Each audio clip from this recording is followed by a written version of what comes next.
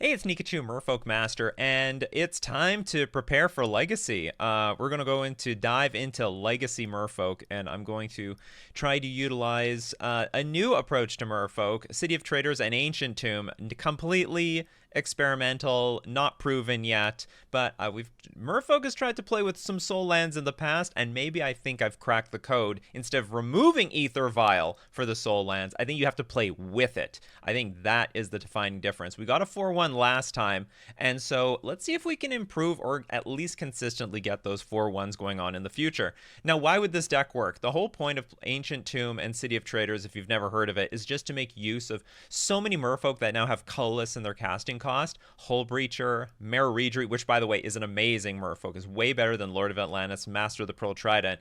The thing is, it's 3 mana, and at 3 mana, this card is worthless. But at 2 mana, that changes everything. We have Tishana's Tidebinder, and then of course we have like Floodpit's Drowner, Silvergill Adept, and Vidalian Hexcatcher. So if you got like blue, and a soul land in play, then you can actually cast 2 creatures in 1 turn, which is great. Not to mention, Mindspring Merfolk comes at a good time because the exhaust is X. So if we have like blue, and a bunch of these soul lands in play, then that can help us draw like a bunch of cards out of nowhere. And most importantly, we have the option to play Chalice on 1.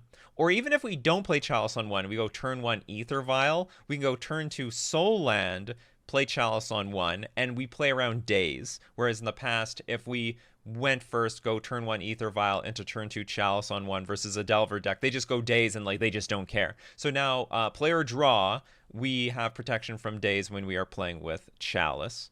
At least on turn 2 when we played for 1.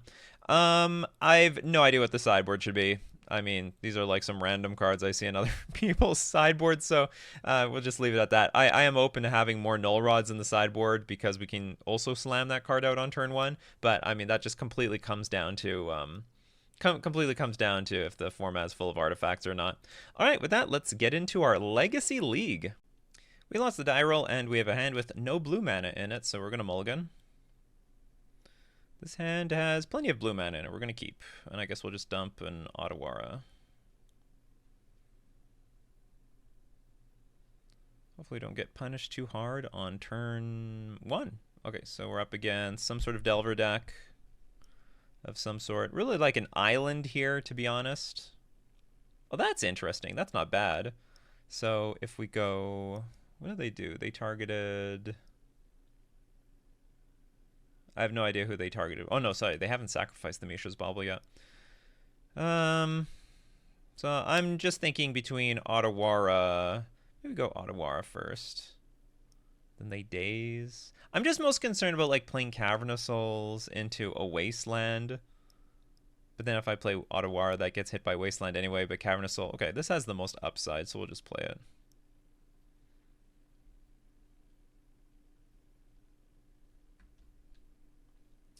We'll just play it. Hope there's no Wasteland on the other side of there. We've got some Haymaker cards here between Hull Breacher and the Tishana's Tidebinder. If there is no Wasteland, then I can just go, like, next turn City of Traders pretty comfortably. Okay, so Delver flips. They show Brainstorm. They do have the Wasteland. That's okay. Dragon Rage Chandler. Probably going to get tempoed out in this game, but... with Tishana's Tidebinder and with Floodpit's Drowner, you never know. You just never know. Okay, I'm going to attack because I don't know when I will not be allowed to attack again. I would love this block. Okay, I guess they were just joking. Just joking. Another thing I didn't think about is actually if I play Otawara first... and they Daze, like, is that even such a big deal? Like, probably not. They're not and if they want a Wasteland, yeah, maybe this was the correct play. It's just that I wanted to play with City of Traders on turn 2, and if I took that line, it would not have been nearly as good. All right, so we can start. Now I don't have Daze Protection, so I'm probably going to go Island, Hexcatcher on my opponent's turn. They still have that Brainstorm. They have a Brainstorm in their hand. I could go City of Traders. So we got Tashana's Tidebinder for the Dragon Rage Chandler. We have Flood Pit's Drowner for the Delver of Secrets, but we are still running out of time. Clock can be super fast. Okay, let's just gonna go. We're gonna go for the highest upside play.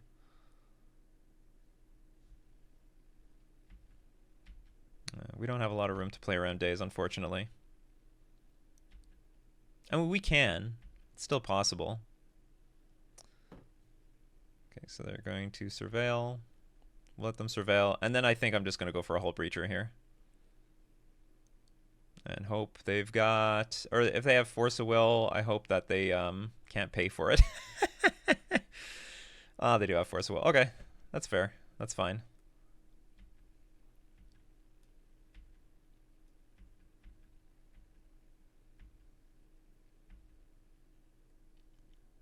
What did they dump, by the way? Murktide. It's not a bad exchange. Okay, we're going to get hit for 6. I don't really like that. That's another threat that I can't really deal with at the moment. So I guess they're on Temur Delver. Pondering. Yeah, you better ponder.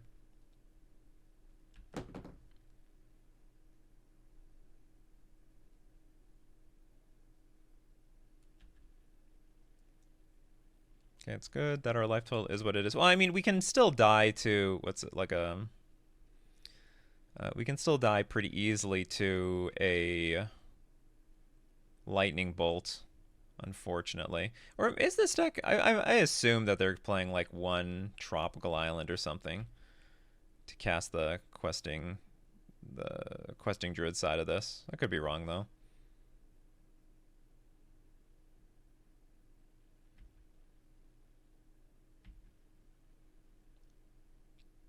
Okay.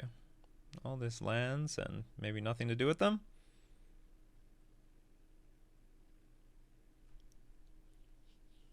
Okay, so this can deal with Delver. Actually, there is a problem here. It very, very, very temporarily deals with Delver. I'm not going to have the mana to get rid of this thing and then play another creature. Well, I actually, I can if I really need to. Okay, it'd be nice to draw maybe another City of Traders here. Okay, they're going to ponder. Oh, they found a good card, left it on top.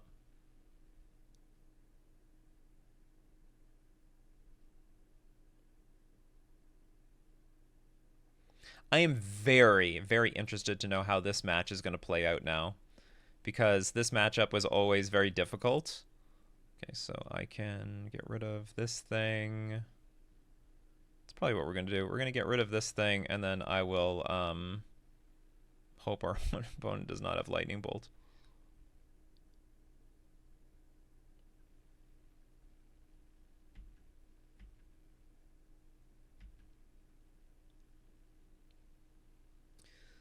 So we're going to get rid of the Delver. And as is the point. Oh yeah, there is an interaction I forgot about. And that is, we could play a land, and with the City of Traders on the stack, you can play your Tashana's Tidebinder to counter the trigger. Did not come up in this game. But that was an idea. Oh, they have days. Okay. No, I'm not going to pay for days. You hit my Cavernous Souls very early on in this game. See, that might have been the difference between winning and losing this game, was playing this Auto War on turn 1. Although, I don't know what I would have done on turn 2. Honestly, don't know what... Okay, they have Lightning Bolt and we're dead. That's fair. Okay, it's going to be interesting because we have access to Chalice on turn 1, if we need to. Cards we want. Dismember for any creatures that sneak in on the first turn of the game. You know what? I used to take out Force of Will all the time in this matchup, and the reason for that was that you don't want to 2-for-1 yourself, but there are some cards from their deck you just absolutely can't let resolve. So I think we're going to, like Murktide, for example, and I think it's worth keeping Force of Will in. I think Mind Spring is worth keeping in. Or maybe we can shave. We can shave one Ether Vial, one Mind Spring, because we're going to lean a lot heavier on Chalice.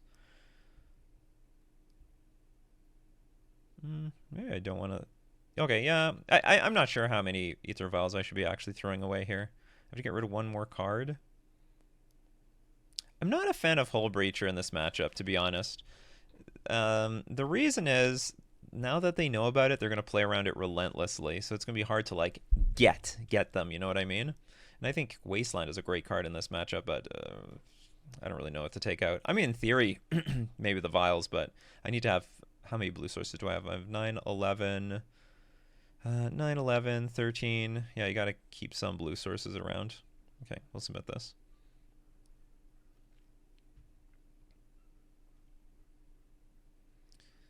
And this is sort of just a normal hand of Merfolk, to be honest.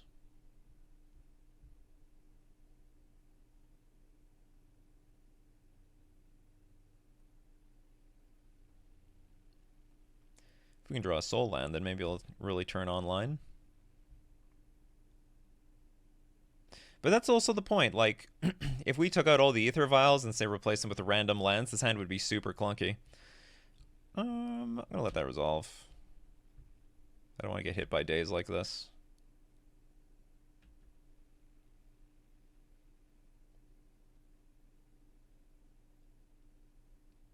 It would be ideal if we draw land first, then play land, dismember the Dragon Rage Chandler, and then go about our business from there. Opponent found something interesting. All right, they left it on top. They weren't sure if they were going to leave it on top or not. And they now know, I think, top card of our deck? Yeah.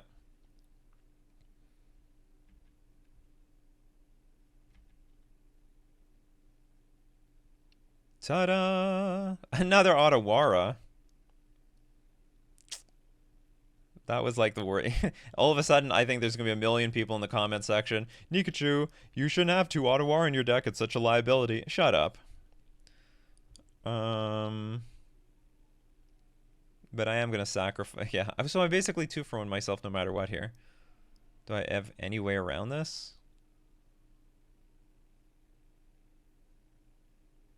I mean, I don't have to play around days, but I definitely do want to. Okay, so we're going to tap this. We're going to play this one. We'll keep this one. I do not want to get hit by days. Okay, and then we just pass.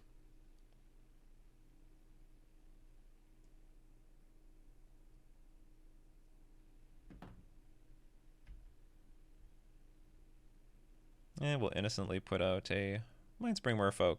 You want to kill it? Go for it. Kill it at your peril. Ooh, ooh. Okay, so now this is online. They know I just drew this, because otherwise I wouldn't have played the Otawara last turn. But we're still playing around days.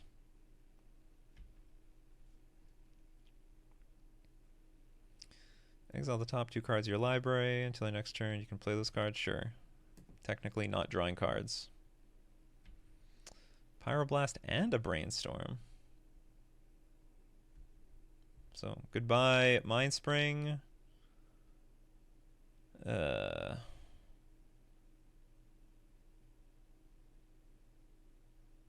Can't protect versus force or anything, so I guess this is just going to happen.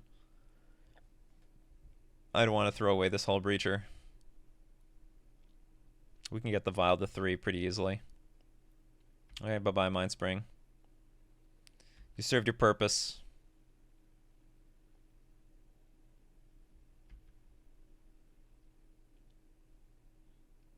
Hexcatcher's fine. See, this is where having this extra soul mana is going to help us play around days, because we can throw out the Hexcatcher with an extra mana floating. Sure. Oh, it's the green mana for this thing. Sure.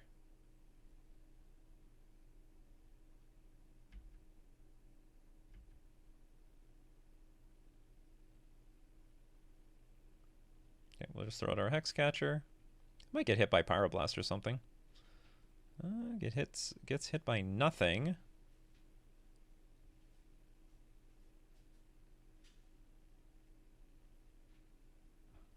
Is my Vial perpetually frozen here?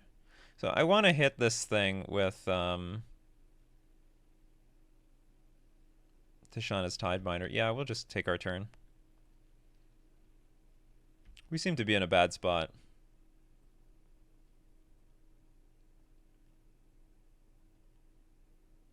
We're getting into even worse spots.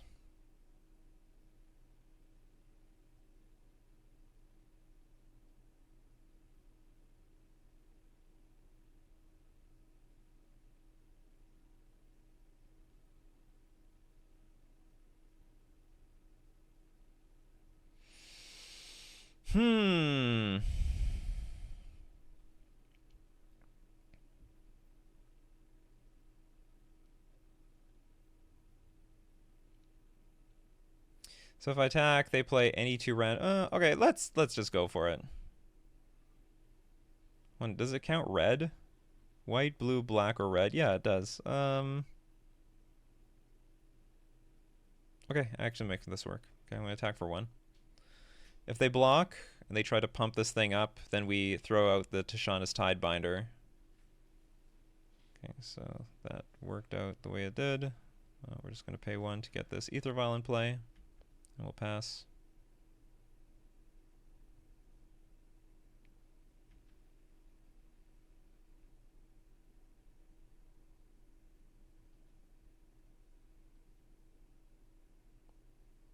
Are you coming for my blue sources, huh? You coming for my blue sources, are ya?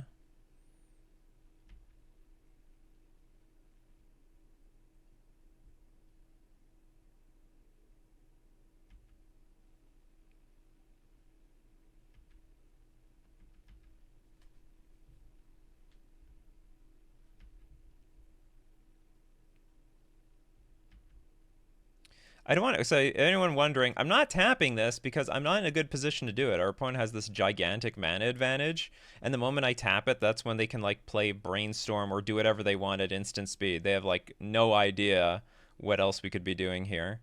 For 3 mana, we could have Hull Breach, we could have Tishana's Tidebinder, we could have a lot of different options.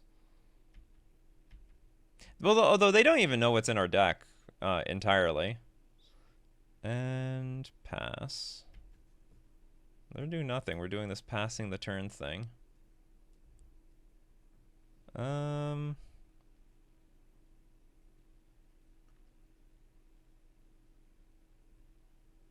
question is, what are we going to go for?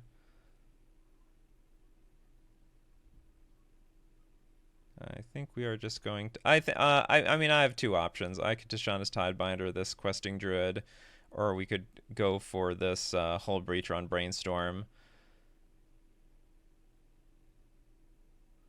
One would get us a lot more mana, if it works, which is so unlikely. Okay, but I think it's the higher upside play from here.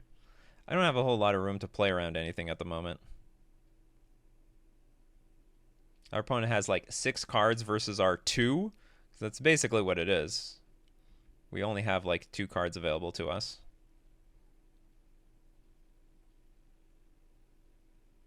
And I'll try to protect our Hull Breacher. Because like if this fails, then they lose 2 more cards. What's going on here? Oh, you're going to kill my Hull Breacher. Okay, I don't have enough mana to counter that back. That's okay. I lose. Or is it easy to concede? It's actually not that easy to concede right now. I could still draw Flood Pits Drowner. Well, maybe it doesn't matter. Flood Pits Drowner. Oh, we have another Wasteland.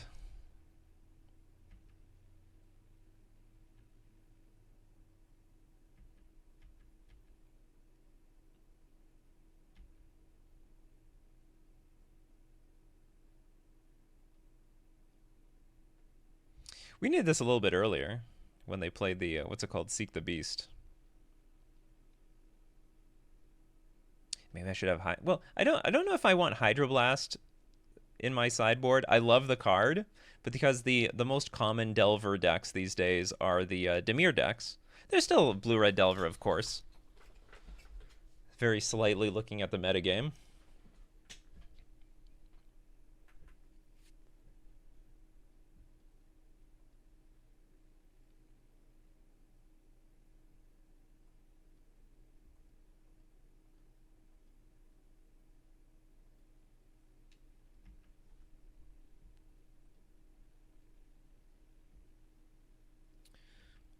We're going to say no to the first one. We're going to say yes to the second one.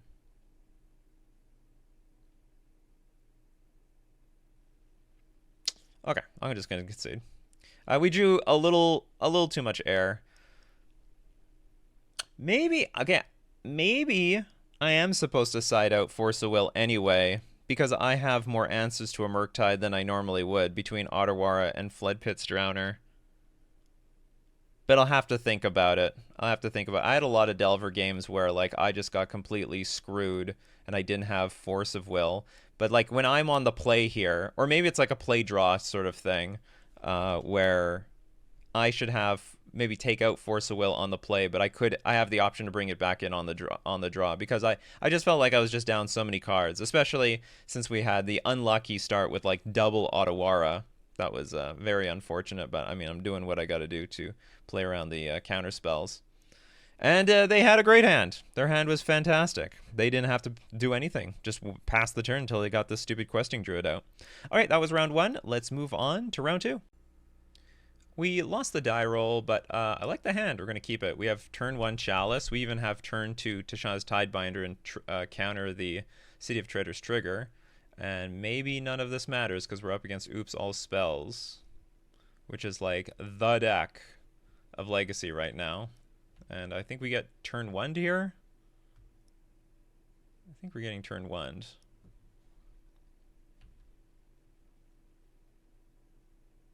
Can't remember how exactly this deck works. Okay, so they get Narcomoebas. Yeah, it's funny that they let this deck exist. But the thing is, so this deck was always around for quite a while, and it just, oh, I shouldn't have let that resolve. I should have just conceded. I showed our opponent what we're playing. They're naming Force of Will. They're going to brick. Ha! No Force of Will for you. Okay, they're playing with Chrome Mox, Lotus Petal, Chrome Mox. Well, enough petals that I would keep the Chalice in. Dread Return to bring back this thing. 3/1 where you cast the spell from anywhere other than your hand, return this card from your graveyard to the battlefield tapped. Oh. And then Thassa's Oracle to win. Okay, that's fair. That's fine. And this deck does that super consistently. Like, incredibly consistently. Okay, we're going to bring in anything that interacts. So Consigned to Memory can interact with Thassa's Oracle, although I do believe they have alternate win conditions that they're probably going to bring in. Grafdigger's Cage interacts with Dread Return. Do I want to bring in Null Rod? Null Rod can shut off some of the artifacts, but that's it. They don't have that many artifacts. How many cards am I going to be taking out? We're going to take out Hull Breacher. It's just expensive. Keep my clock with the Rejury. I have to bring out 3 more cards. We're not going to bring them. We're going to take out the clock. They've got, but they still have they have creatures they can randomly play. Maybe Drowner is worth less. Doesn't pump the board. Okay, we'll just submit this.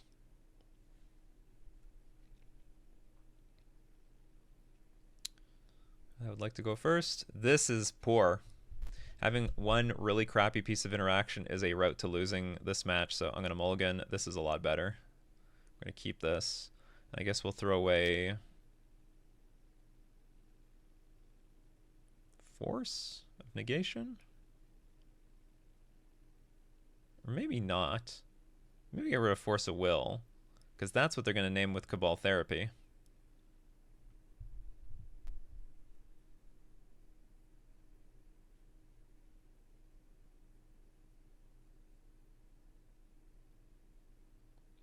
But who knows? They could still beat me down.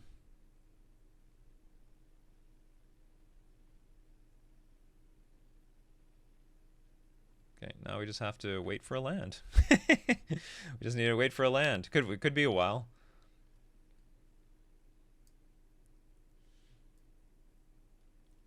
Aha, success. Our opponent does nothing. And we got our land immediately. And we got our clock. The clock is on. We got it consigned to memory. Beautiful.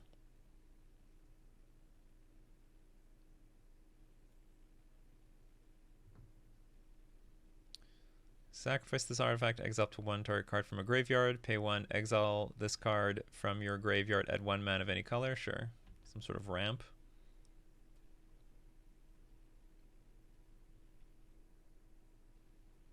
Got City of Traders, so now we can actually hardcast our Force of Negation if we need to. Don't have to 2-for-1 ourselves.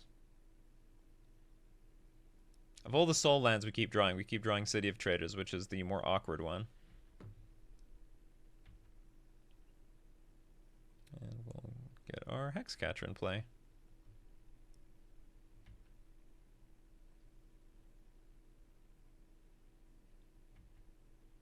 And I will just not play that Ether Vial. Just going to keep maximum mana up. I mean, maybe it's not that big of a harm to do it. We can consign probably a lot of things. Force of Will.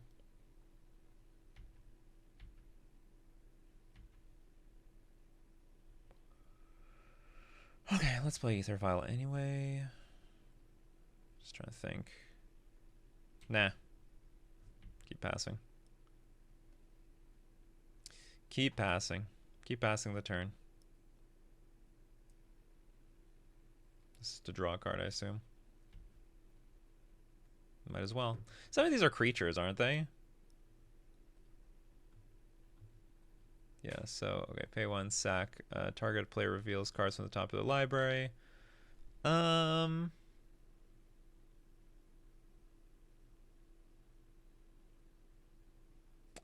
have some incentive to counter this, just so that I don't have to deal with blocking it. I guess, well, I could just keep attacking with Silvergill Adept, though. Okay, we'll just let it resolve. If I draw another Lord, that'd be good.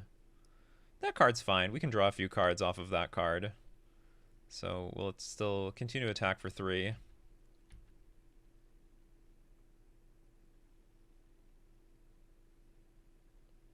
they block.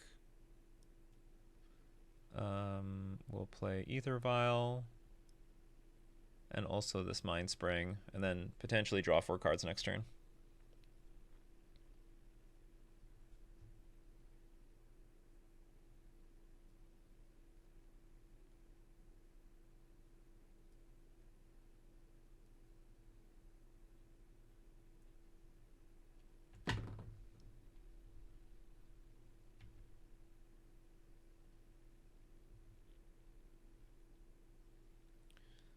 Well, where was that like a turn ago? Okay, so now what's the clock like?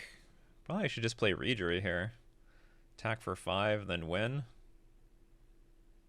I should undo this. Technically, I should tap the non-basic land. I don't think they play Wasteland though, so maybe it really doesn't matter.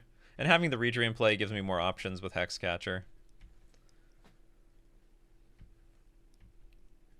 All right, so now our opponent is on win or don't win. No, don't win. But we're on the draw now. That can be a problem. Okay, well, just submit it back.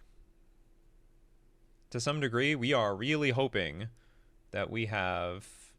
Oh, do you know what? On the draw, maybe we should have Null Rod instead of Chalice, because if they have artifacts, they're just going to spew the artifacts in play on turn 1.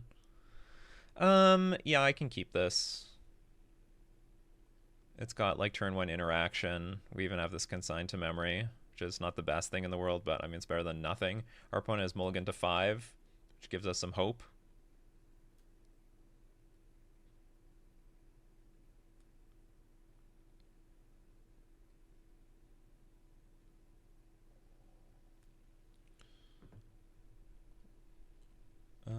That's going to resolve. That's probably not going to resolve.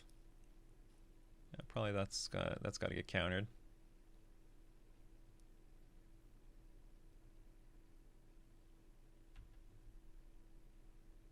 See, if I had Null Rod in the deck instead of Chalice, that was a great draw.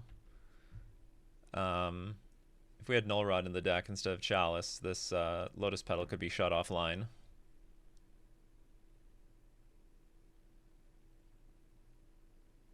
Merfolk, Silver Gill Adept, best friends with Force of Will. So we can draw the card that we are going to throw away anyway. Got an Ancient Tomb. We're not very far off from just hard casting this Force of Will. Undercity Enforcer. Target player reveals cards on the top of their library until they reveal. I think I just counter this as well.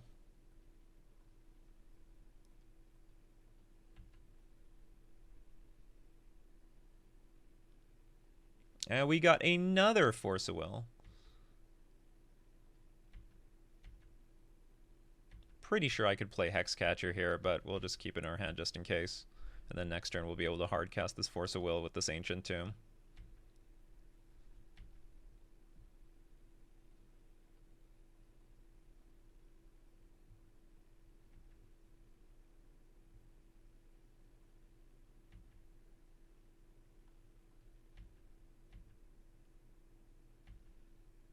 In fact, it's probably safe to just cast this Ether Vial because Hexcatcher should be able to deal with anything that they're going to do, like any sort of ritual effect.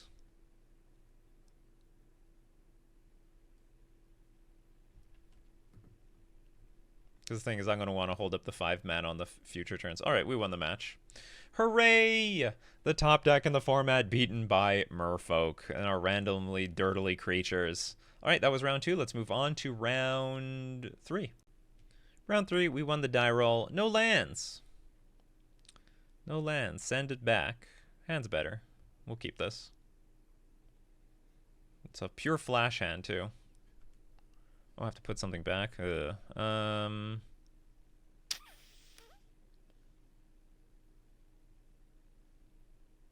going to believe that we need lands more than anything else.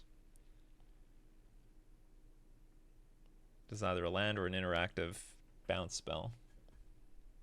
Could be wrong, though. Maybe those extra Tishana's Tidebinders would be complete gas.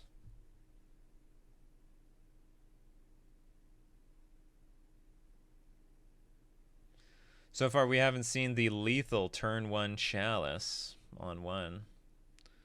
Such a pity. So strong.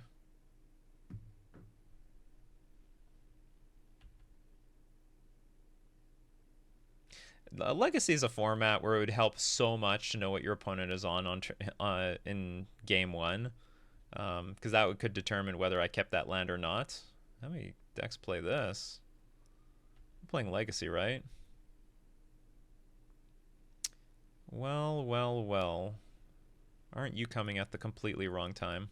Okay, I'm not even going to cast it. I'll play it on turn 3. I mean, I guess I could have played Hexcatcher plus the Vial. That would have been fair. What is this? So I'm up against some sort of mono blue, lots of mana deck.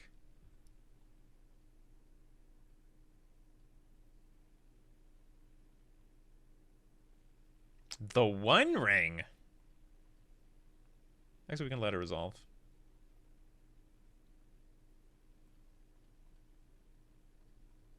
And it will draw 1 card. Okay, I guess they'll draw a lot of cards. I guess they would have hit the Hexcatcher anyway. What are we up against? I've never seen anything like this.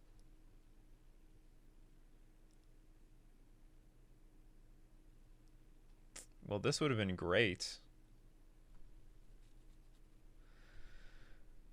Okay, so we play... How does Grim Monolith work? You can pay 4 to untap the artifact.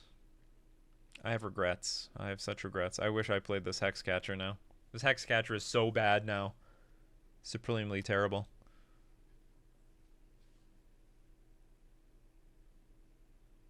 Okay, we're going to play Chalice on 0. I think I'm just going to play the handout to get around counter magic.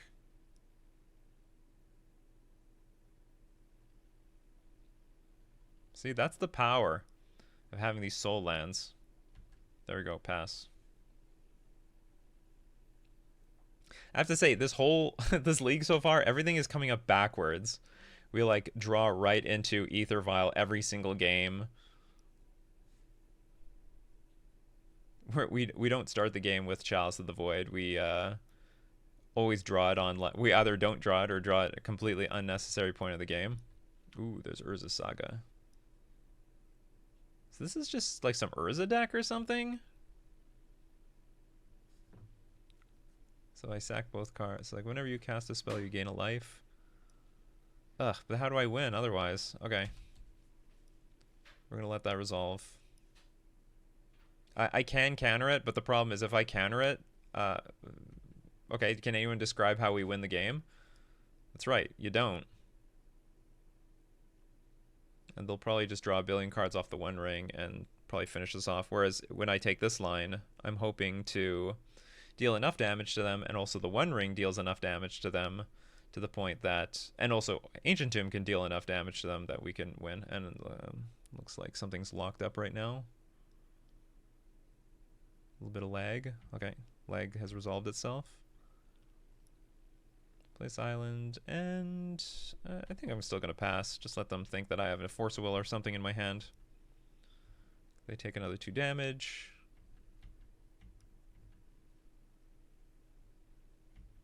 I'm going to draw some more cards. Who doesn't like to draw cards?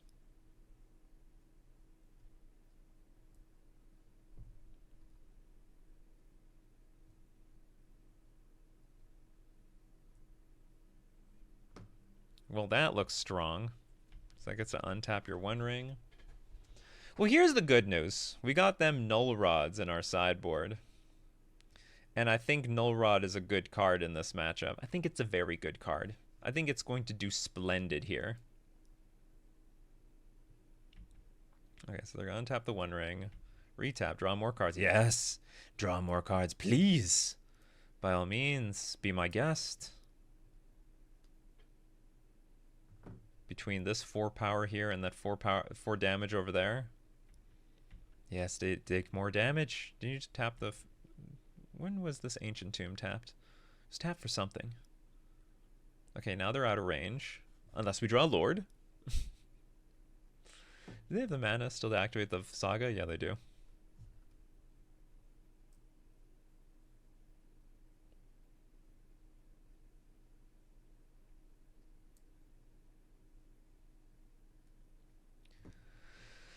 The Storm Counter is online.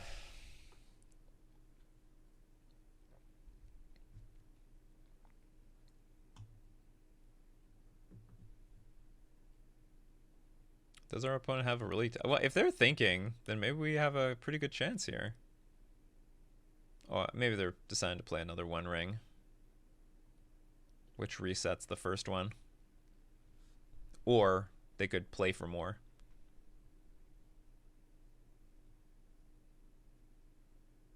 Or I guess their problem is if they go for the One Ring and we have Force of Will, maybe they lose. They think they have like a pretty good chance of losing. They're looking for a line that... like, I'm assuming our opponent is winning. It's possible that they're not. Like, maybe a bunch of cards in their hand are, like, just artifacts. Mishra's Bauble, Mox Opal, Lotus Petal. I have no idea what's in this deck. I like the look of this deck. This deck looks cool.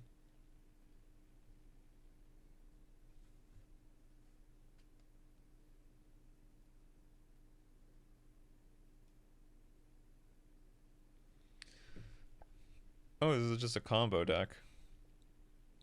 Okay, so what do I gotta do here? Gonna gain 1 life for each spell cast this turn. I have to counter this, or I'm screwed.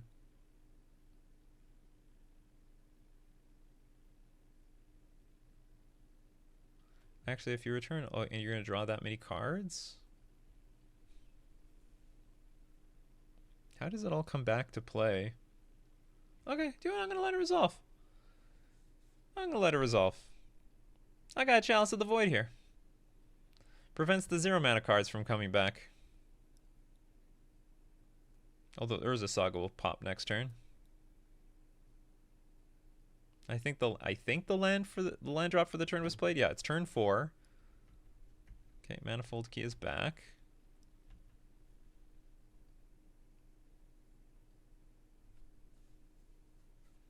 How much life needs to be paid? 50 life.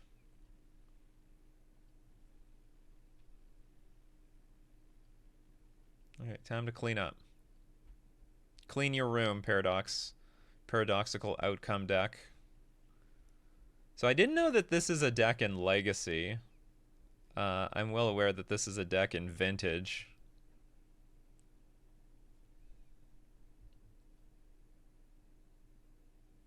But maybe this is just, or maybe this is just the new best Grim Monolith artifact deck on the block.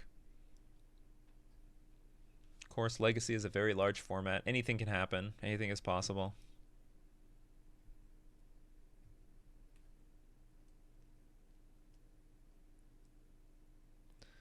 Now what I want to happen is I want to draw random Merfolk. In fact, I would like to even draw Tashawn's Tidebinder. That'd be ideal. So far in my mind, the plan will be to remove the Ether Vial post-board in favor of the Null Rods and just some other random interaction probably. Consign to Memory. That'll work. We can get Force of Negation, Consign to Memory, the Null Rods look good. Oh, and Wasteland. Definitely get them Wastelands in for those Urza Sagas. This City of Traders is useless here. And I guess I'm just going to play the City of Traders.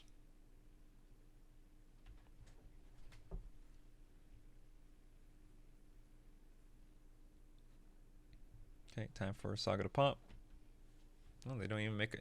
I have a feeling like our opponent could just win with this Saga and just hit us in the face with the construct tokens. Okay, One Ring is back.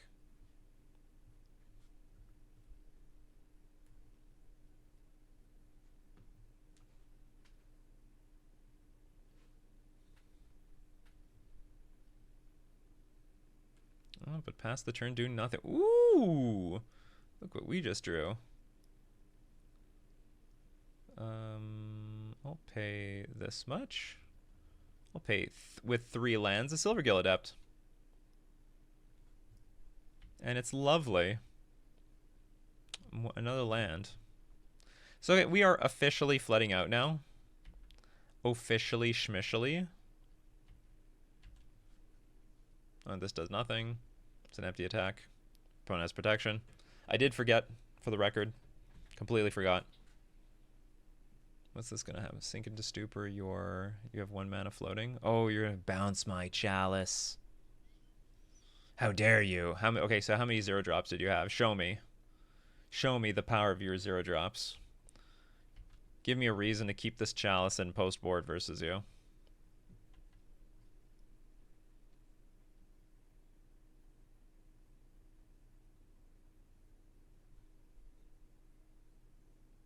Things don't look good very well, but I feel very confident about winning this match. It might be rough on the draw, but I think on the play it's going to be okay. Okay, you got another... Oh, that was the point of the Saporific Springs. This deck is very cool.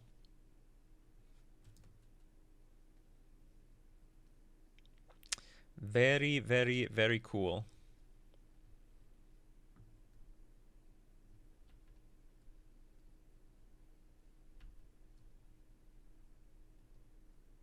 We do have to be careful, though. This thing can bounce stuff. Although their mana looks incredibly unstable. if you use Null Rod. Ah, stock up too. Okay, do you know what? I don't have all day. I mean, I know how they're gonna win. I can't interact very well with it. It's just like I don't feel like trying to win by timing out my opponent, so we're not gonna do that. Okay, we're just gonna bring in all the cards that could possibly matter in this matchup. We're gonna take out Ether Vial. Our blue sources are gonna be thin, but that's okay. We're a little bit more on the control route than not. How many creatures? We have 27 creatures. I can comfortably go down 4 more. What playset is most worthless? Well, Hull Breacher still looks fine. Hull Breacher looks good in this matchup. Maybe it's Flood Pit Strandor that's going to be poorer in this matchup. It doesn't put a good clock. And I guess I could take out 2 Chalices because we have the Null Rods.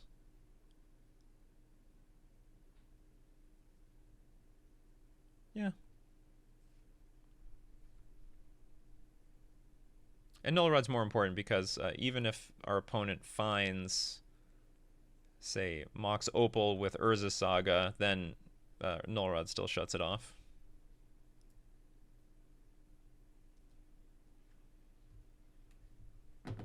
You know what? Actually, maybe I'm supposed to take out some lands. I have 24. Maybe I was supposed to take out maybe 1 or 2 lands, and I could live with 20. Like, I don't need the soul lands so bad. Well, maybe I do need the soul lands so badly. Dubious interaction here.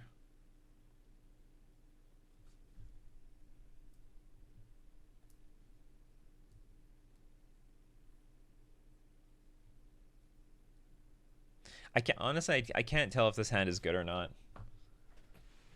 It's a like play 1 card a turn type of card. Sorry, sort of hand, and this doesn't interact with the mana. I'm gonna mulligan. This hand is it's actually better. It's quite a bit better. We do have a force. We have a Mind Spring. We have a bit of card draw here. I can live with this.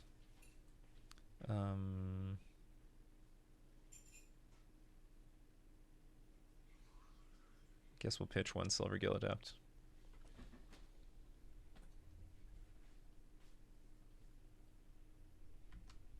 Hull Breacher interacts with a good chunk of the card draw, whether it be what's it called? The One Ring, Paradoxical Outcome. So it's a nice card.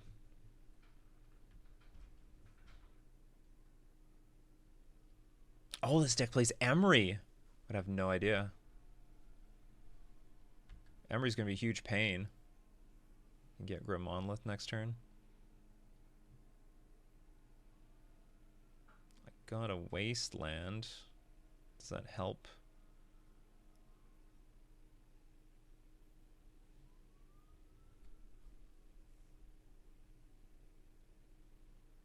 I don't know.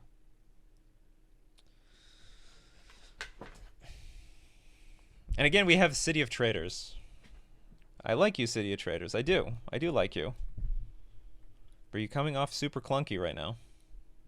Or like, why can't I draw like a good balance of City of Traders and Ancient Tomb? Okay, so I guess we're going... Okay, I'm just going to play Silvergill Adept now.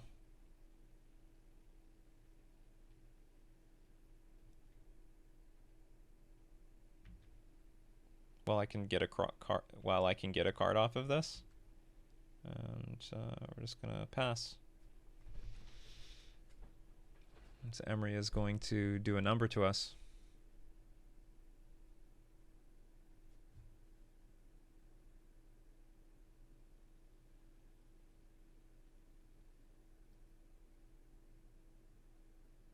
Okay, Grim Monolith is gonna come back.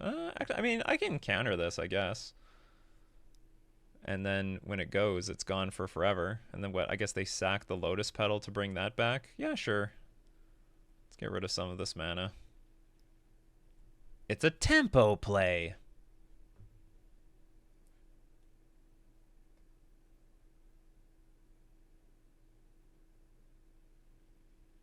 Opponent says, okay.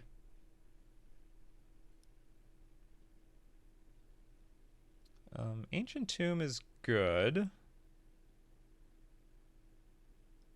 Sort of. No, it is good, actually. Okay, so we're going to attack for 3. And I think we're going to play the Wasteland. Okay, so we're going to float the mana, play Wasteland.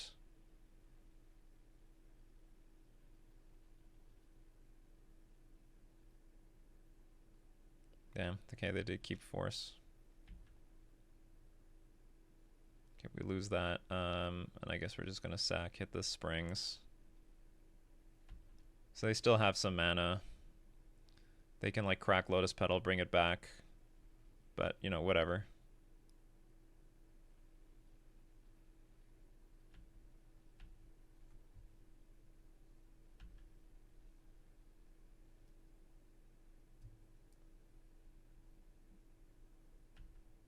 Another Grim Monolith anyway. Another Grim Monolith.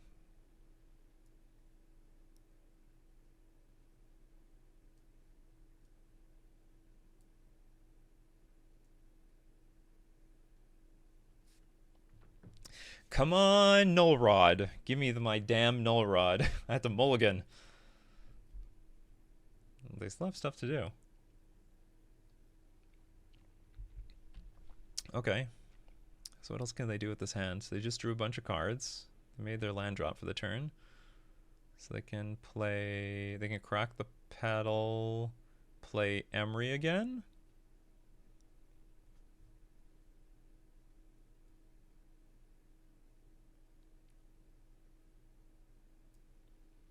Okay, they're going to go for Grim Monolith instead. And not get another Grim Monolith in.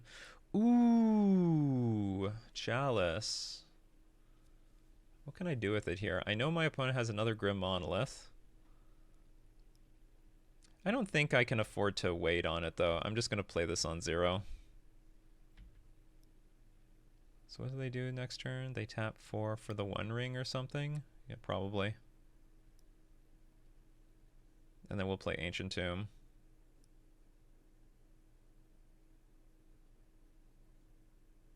Oh, they're thinking of forcing this. Okay, too good. Got rid of their Emery. That card was too strong. Too strong.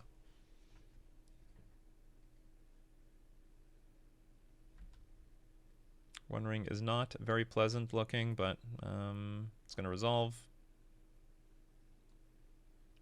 Damn, I need an actual blue source here to make use of our Mindspring Merfolk. Anyway, I'm going to play Cavern anyhow, so that if we draw the blue source, that we can make use of it.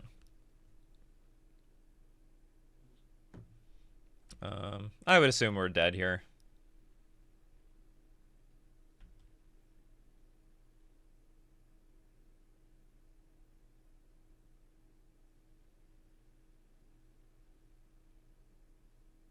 Okay, we got the blue source.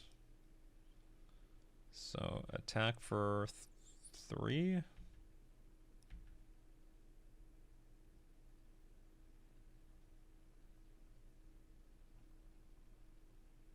This is my own One Ring.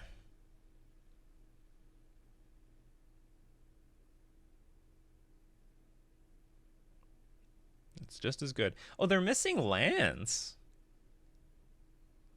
Because they have another Grim Monolith in their hand, but they tapped this for 2 and then didn't draw anything. So if we got... What is this going to be? Going to dismember the Mindspring? Or you want to dismember my Silvergill Adept? That's fine. Anyway, I can't play any of this stuff, but it's all great. Oh, the One Ring might kill our opponent. They desperately need to get another One Ring in play.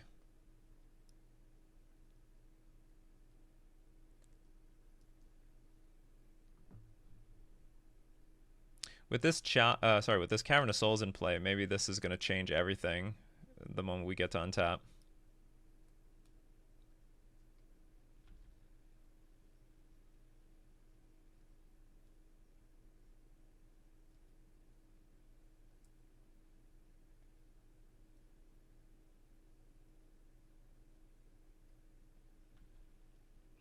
Drawing more cards. That's not a good sign.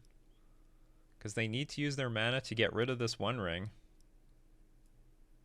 Okay, we win. Okay, they couldn't bounce the One Ring or get enough. They needed like land, Grim Monolith. Actually, I don't know what they would have done with it, to be honest. Okay, okay, let's switch some stuff around. I may, because what do I need City of Traders for? Well, turn 2 Hull Breacher and Tidebinder are probably still good plays. Okay, maybe I'm not going to change anything. 11, 13 blue sources. Very light on blue sources. Do I want Flood Pits now because of that stupid Emery? Emery is very frustrating. No, but we can still deal with Emery with Tashanda's Tidebinder. Okay. Just ship it back. Hand's terrible.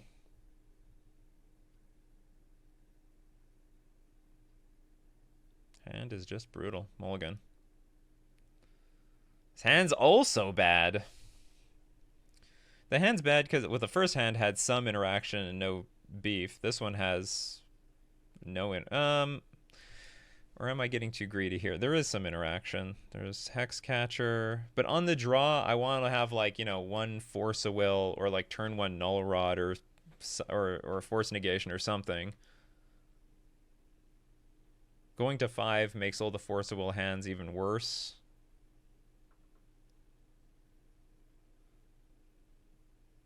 Okay, maybe I'm going to keep this.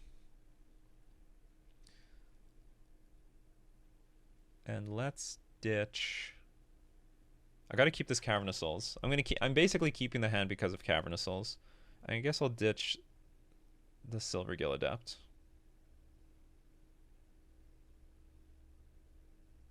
Okay, I'm just getting hit by lag, that's all. I have to hope my opponent doesn't have a wild 2 insane turns. Oh, looks like they're on their way to having a wild 2 insane turns. Oh, maybe not. Okay, so how do I start this off? Start with Cavernous Souls, Merfolk, and pass. Quietly passing. Very quiet. Another Ancient Tomb, holy shit. Resolves.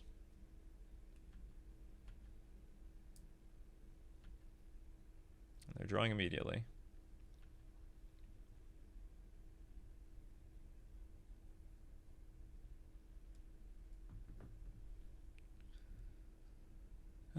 Drawing Mindspring is great.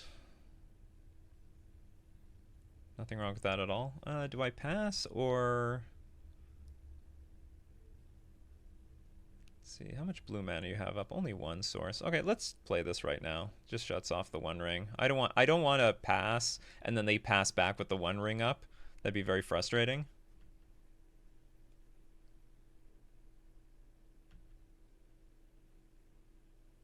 So now the One Ring is just going to burn them for 1 damage each turn.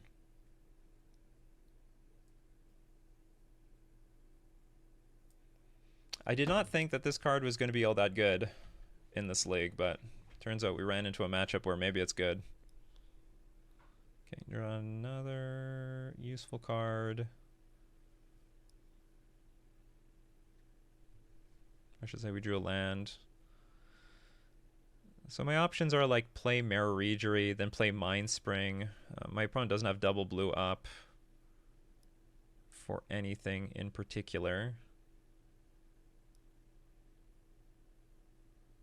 And then on the following turns, we can like really screw with them.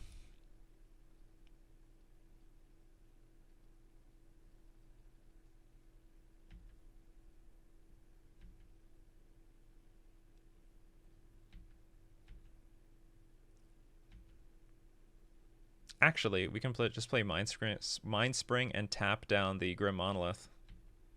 Didn't even think about that. Basically removal.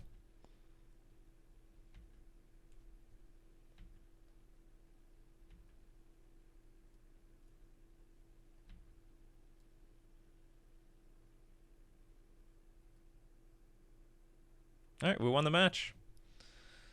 We took us I don't know how big of a risk it was on the draw, but Hull Breacher looks like an absolute powerhouse in this matchup. All right, glad we won it. That was round 3. Let's move on to round 4. We won the die roll. Hand is terrible. Just absolutely nothing. Our hands are just... I'm really happy with the results that we're getting so far in this league because our hands are really bad and they're playing out really bad. The most suboptimal I could possibly think of. This hand is also just trash. No lands. This hand's great. We're going to keep this. Probably going to dump the vial. Probably going to dump...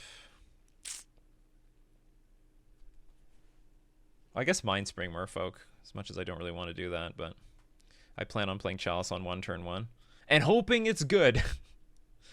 Come on, Chalice on 1. Be good for me. Hopefully this is good in this matchup, whatever the hell this matchup is. Just resign. Whatever this matchup is. Well, they thought about it for a long time and then let it resolve. Is this Dredge? It interacts with Dredge. I mean, Careful Steady is a card. Okay, I apparently put Chalice on the wrong number. Is this Dredge? Well, anyhow, we got another Chalice. Just in case they play Chalice. Do we have anything to hit on too? I think this still is Dredge. I think it's still Dredge.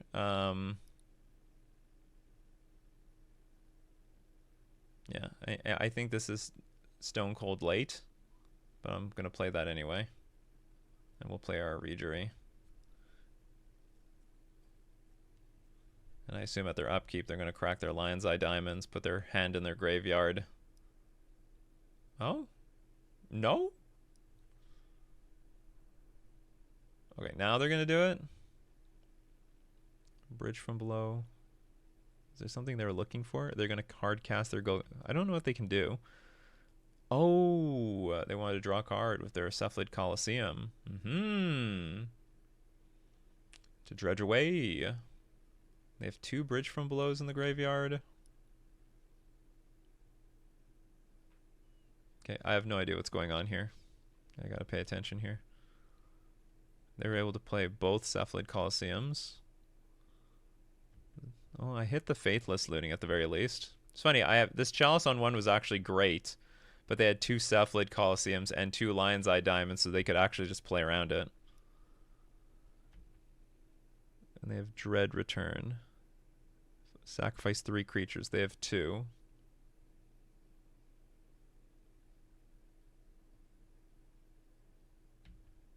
What's Poxwalk? Whenever you cast a spell from anywhere other than your hand, return this card from your graveyard to the battlefield tapped.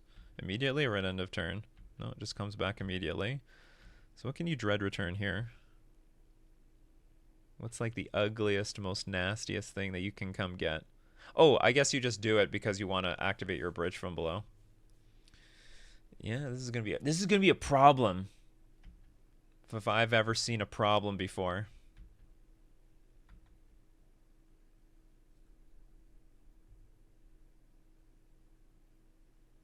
What the hell is this?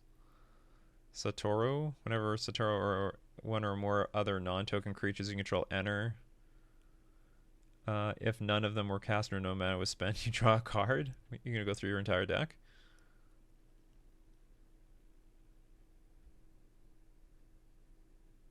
Three cards left. Keep a few.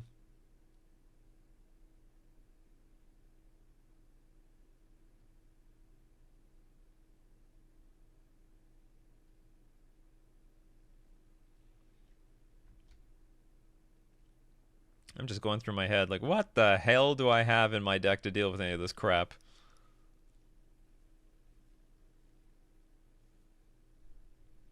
Oh! So this is Dredge Oracle. Interesting. Fascinating. Okay, so we want Grafdigger's Cage for sure. Force of Negation is fine. Do I want Consign to Memory? Probably not. Okay, how does this work? If an opponent would draw... Does Hull Breacher interact with Dredge? It's like if an opponent would draw a card except the first one that you draw in each of their... I gotta Google this. Does Hull Breacher interact with Dredge? Yes, Hull Breacher interacts with Dredge abilities. Hull Breacher, a Merfolk pirate. Here's how they interact. Hull Breacher stops players from drawing any cards after their first one in a turn. Dredge abilities are an alternative to drawing, allowing you to instead mill cards and return a card from your graveyard. If Hull Breacher's on the battlefield, players can't draw. That's great. All right, so maybe this is another hit. I can't believe how much work this card is about to do. Now, do I want to bring it? I might want to bring a Null Rod as well, because that shuts off at least Lion's Eye Diamond. Well, Lion's Eye Diamond is not just a whole lot of cards in their deck. Maybe we're just bringing Consigned to Memory. Not even sure what I'm going to counter with this thing. Oh, I can. You know what this does? It can counter like a Narcomoeba activation. Even Dismember. No. How does Bridge from... Sorry, Dredge Return. Dread Return. Is it any creatures or non-token creatures that have to be sacrificed? Sacrifice 3 creatures. Oh, it doesn't matter.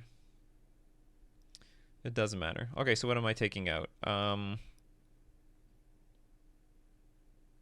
Probably Silvergill Adept. That's probably it. If I have the option of... And Chalice on 1 is great. Maybe I keep one side out Ether Vial. I have to take out a bunch of cards still.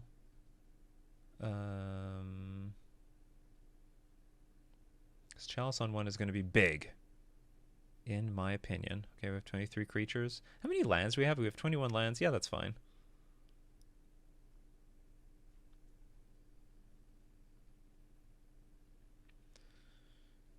Turn 1 Chalice. It's good enough for me.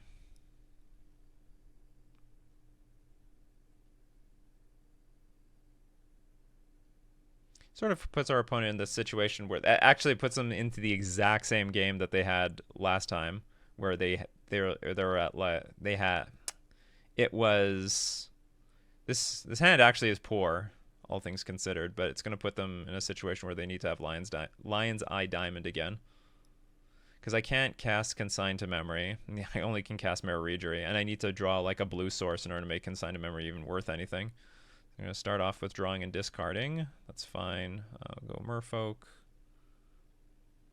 Too bad this wasn't Hull Breacher. Even oh, I can't. Yeah, I can't do anything.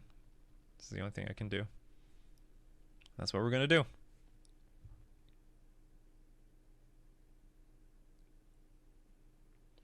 They have Force Will in their deck? How rude. It's very, very rude. Another Lion's Eye Diamond.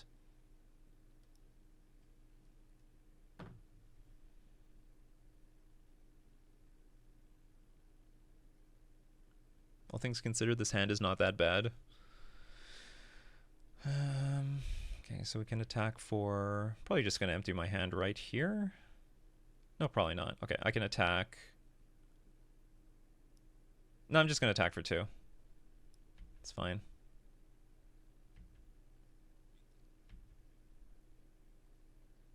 Is there anything I can do to interact with my opponent? Activate only if you have 7 or more cards in your graveyard. You don't have 7 or more cards in your graveyard. Not yet. I'm just thinking I can tap this thing down. Does this tap to discard your hand? Sacrifice this artifact, so tapping that doesn't matter.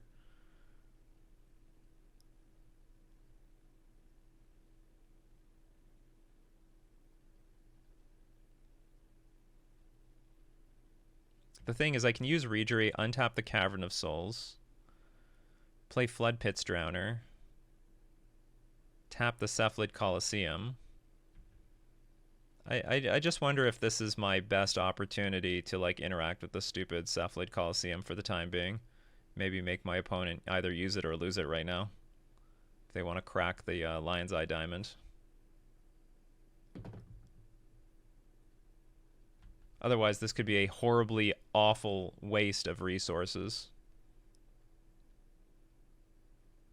found 2 Faithless Lootings. They found Poxwalkers. Because, like, Flood Pits is really good at clearing the board. Force Negation is maybe good. I don't know if it's actually good. I have a Consign to Memory to throw away to this thing.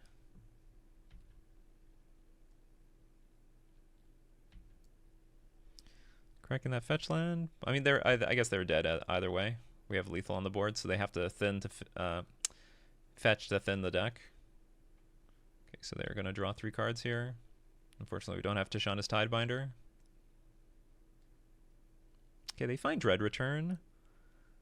They have Bridge from Below. These are all evil cards.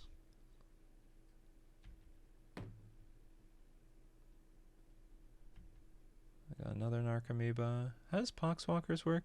Whenever you cast a spell from anywhere other than your hand, so you can cast Faithless Looting, and that will trigger the Poxwalkers. They'll get countered, but they don't care. But I guess Dread Return is, like, I've got counters here on board for Dread Return if necessary. But they'll trigger a bunch of Bridge from Belows. Oh, wait a minute. I can sack, though. Okay, so this is interesting. I can get rid of... You're going to play Cabal Therapy on me? How dare you? This is going to counter that. Does this come into play tapped? We'll tap. That's good. Okay, so we're going to counter the Cabal Therapy to get rid of the Bridge from Belows, because I can't deal with those at all.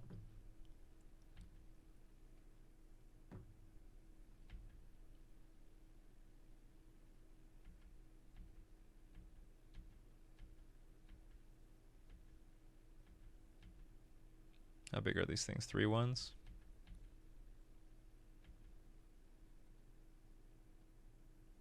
Now we need to draw more cards. Well, I can freely attack at least into our opponent here. Not bad.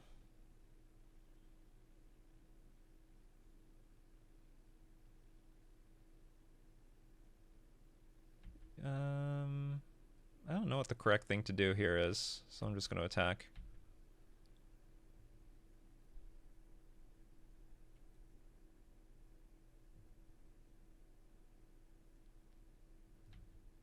Okay. That went swimmingly.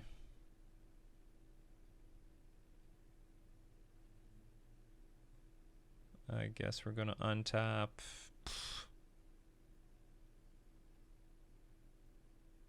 Guess my Cavern of Souls. Now remember, I'm casting with Cavern of Souls, so Chalice on 1 doesn't affect it.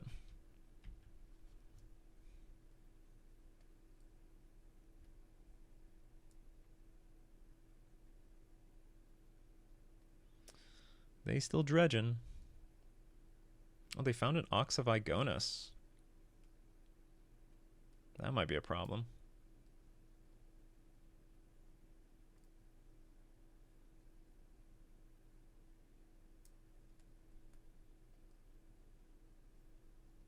All things considered, this has been a very interesting game. Okay, so this enters. You're going to draw much more cards. Yeah, that's right. Keep going through your deck. That's what you're doing. How many more Bridge from Belows are there? They didn't find any more. Not yet, at least. Okay, Narcomoeba comes back. At least I can't see any. This is a very unusual looking dredge deck to me. But, like, what do I know?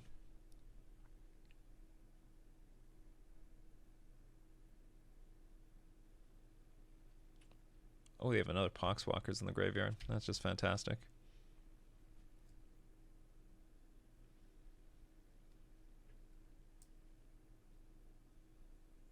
They have 1 card left in their deck. Can they put cards back on top of their deck? I think I saw... Oh, they have Life from the Loam. So return up to 3 target land cards from your graveyard to your hand. No, that doesn't do it. There's like a green card out there. Life from the Loam.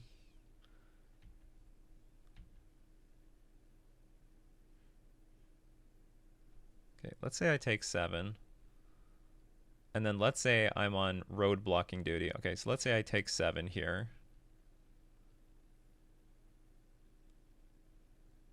I go to 7. Next turn, I block these 3 creatures. I will take 5. I don't die. That sounds like a plan.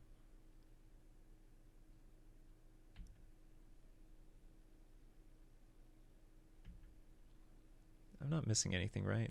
There's no card to put stuff back on top of your deck. Breakthrough, draw 4 cards, choose X cards.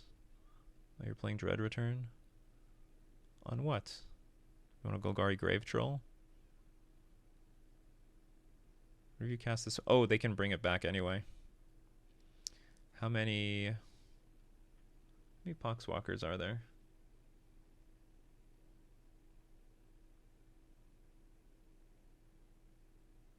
Well, anyway, I have to counter this anyhow. Let's counter this thing.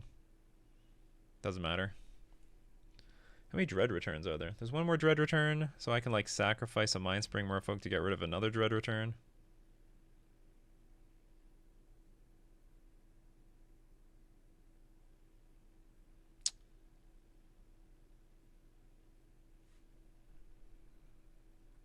Another Golgari Grave Troll. So now there's one more creature I have to deal with. So I need to draw a creature. Or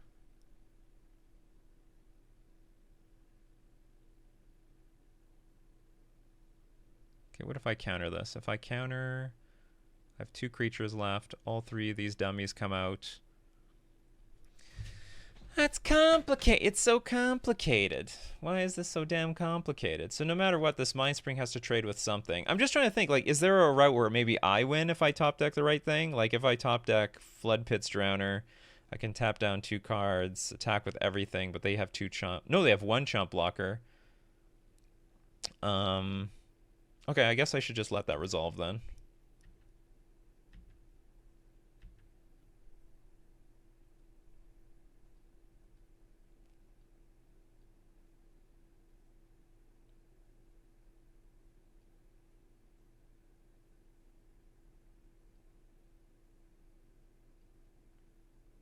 Flood Pit's Drowner would win.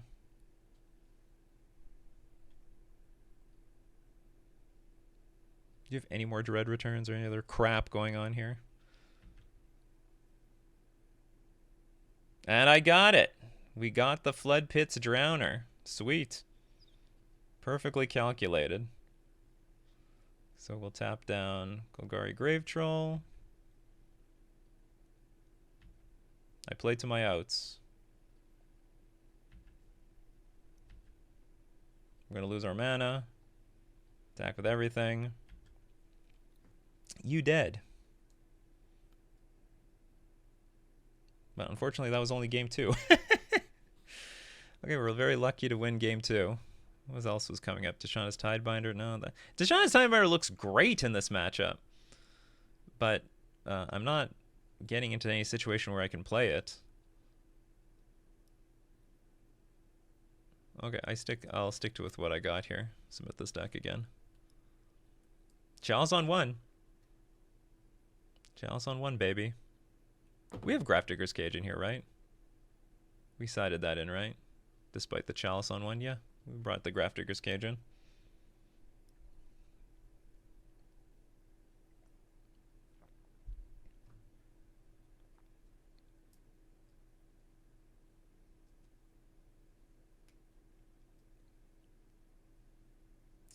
Sending a message to the opponent. You gotta play your cards fast. If you have things to do with 1 mana, do it.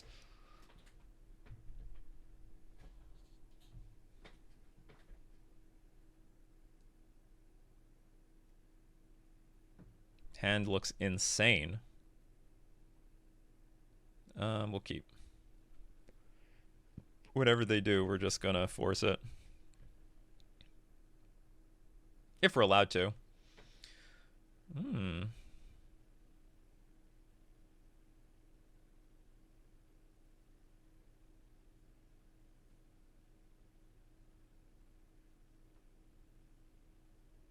don't like this card.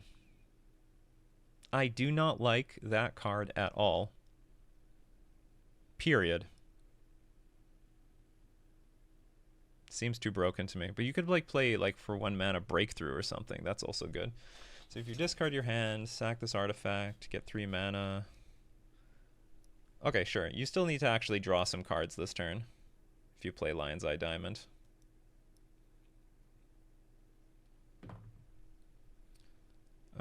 Yeah, exactly. So hold on, this is just draw 2, then discard 2. Oh, then you try to crack this and draw some more.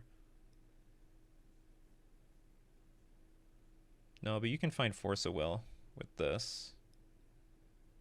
So I will force this.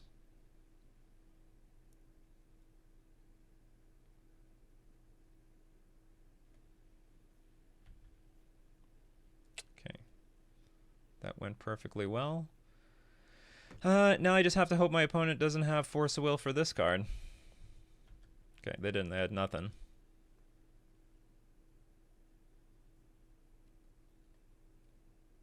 I wonder if they can even beat that card.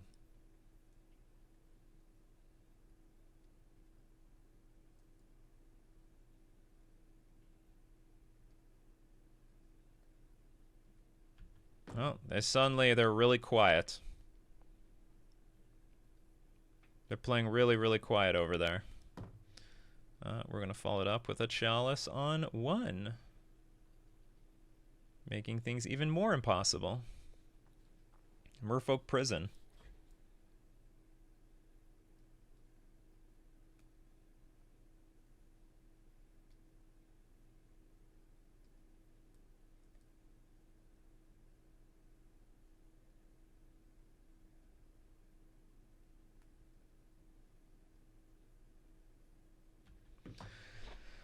I'm not sure what their plan is from here. I'll just pass. I'm gonna keep the Ottawa in my hand just in case I need it to like just bounce a creature that they put in play.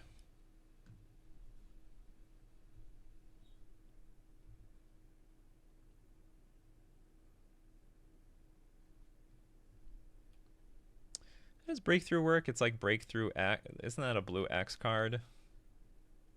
Maybe that's something that they can play.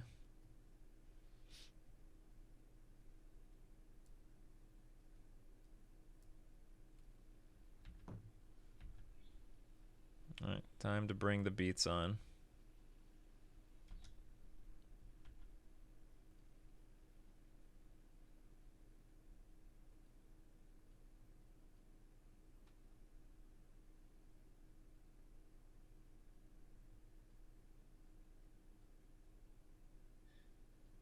They want to do something on my turn. Do you have removal for artifacts? I don't know if I saw Force of Vigor or anything like that in the first game. Wasn't really paying too close enough attention to their graveyard. I saw Life from the Loam.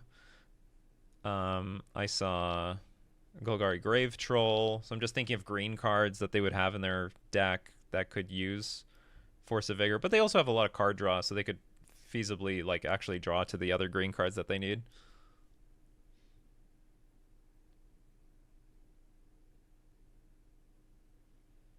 Shana's Tidebinder is fantastic.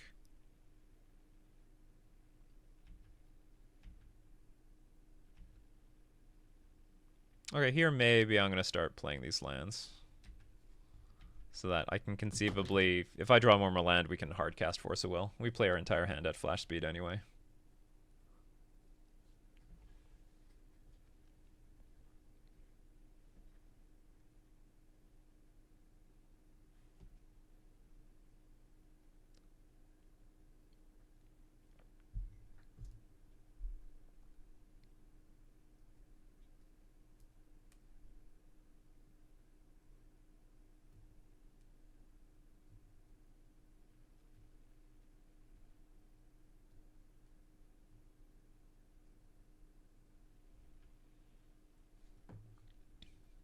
Maybe I should have just hit that fetch.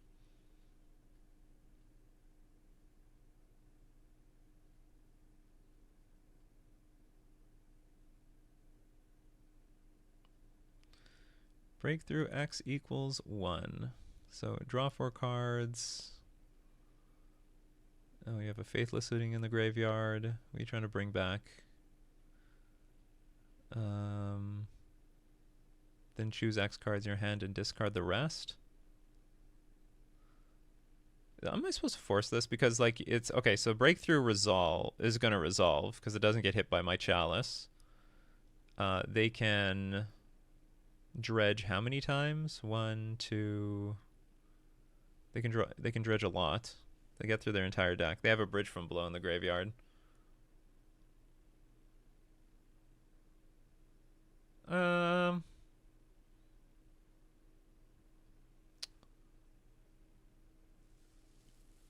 But what can my opponent do with any of this?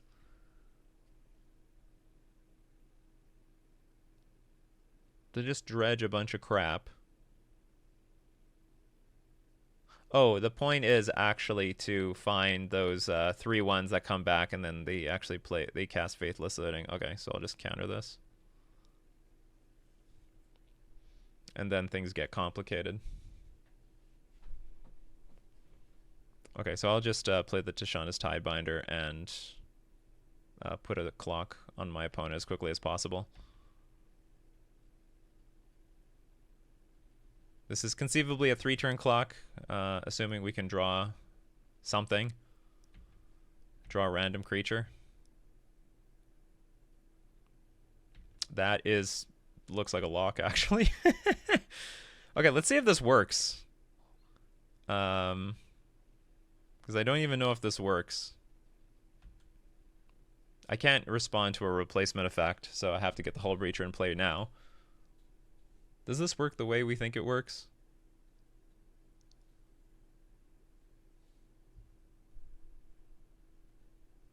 Well, what the hell? It dredged anyway. Google lied to me.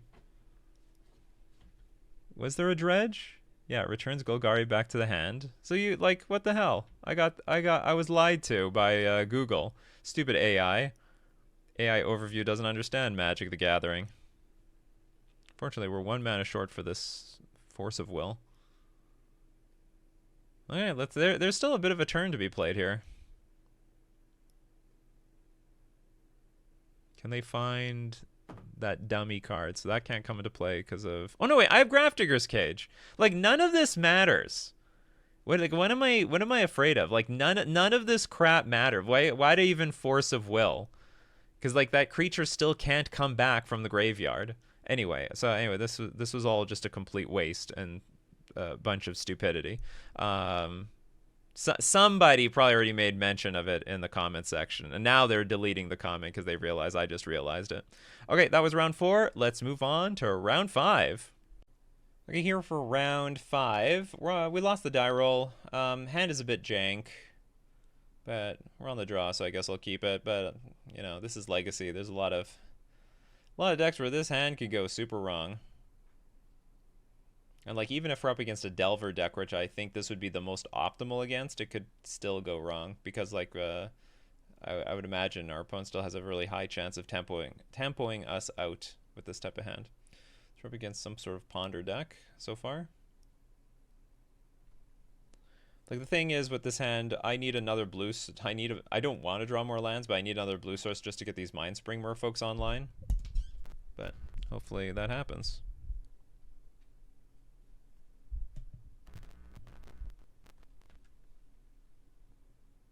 X-Catcher actually looks like an amazing draw. That was exactly what we needed.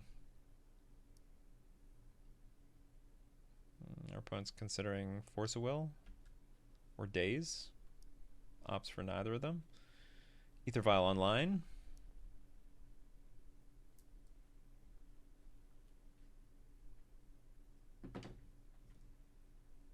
Oh.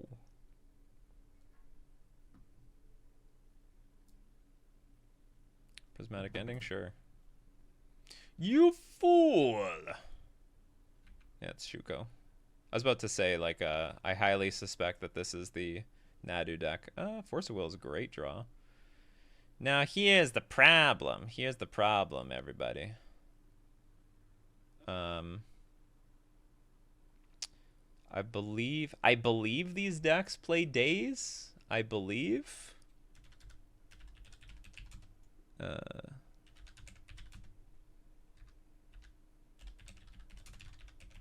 Just quickly looking to see if I can See what these decks look like right now.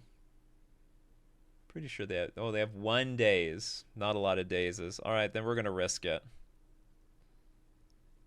to get two cards out at once.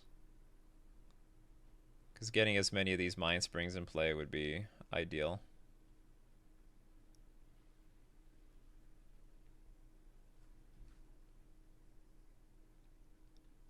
Or maybe I should have went Mind Spring first and tried to bait a daze.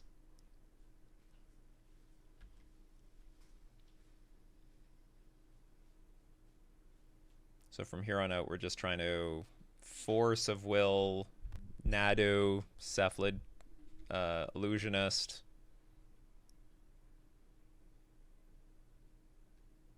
Where's the Saga's fine. I shouldn't say it's fine. I'm not really happy to see that card. Probably could end up beating us just by itself. Or do we let Cephalid Illusionist? So the problem is, if Cephalid Illusionist resolves, they Shuko their entire graveyard. They can go. Wait, anyway, I'm not gonna take a chance here. Here's a really good question. After I counter this, do I throw away the Reejerey or the Mind Spring Merfolk? Or maybe even the Hex Catcher? No, I'll get rid of Reejerey. For now. If we can draw a blue source, then these Mind Spring Merfolks would just sort of chain off of each other. Draw a bunch of cards.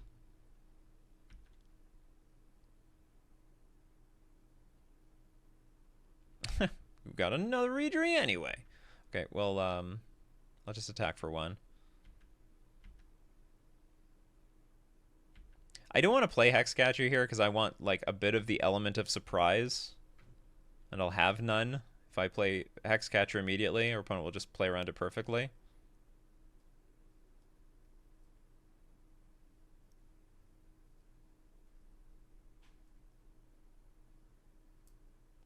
I have to get the most I can out of this Ether Vial because when they crack this Saga, I assume they're just going to get Pithing Needle. Another Saga? Okay, well we can end up just dying to these things. It's a good thing actually we got this Reejerey. 1 Saga, I thought, yeah, we can deal with that. 2 Sagas? Not nearly as confident. Do I even want to play this Hexcatch right now?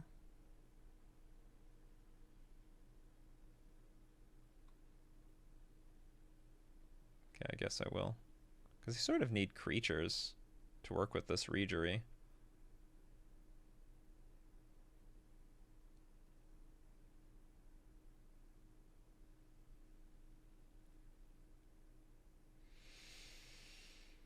Get Mind Spring. Good on our opponent for that turn 1 Prismatic Ending. Otherwise, this file would be going to 3 next turn. Okay. I lost my Hexcatcher.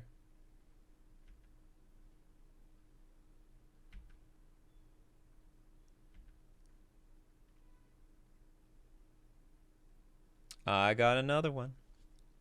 As if nothing happened. So if I attack, you make a creature, you block. It's pretty ugly.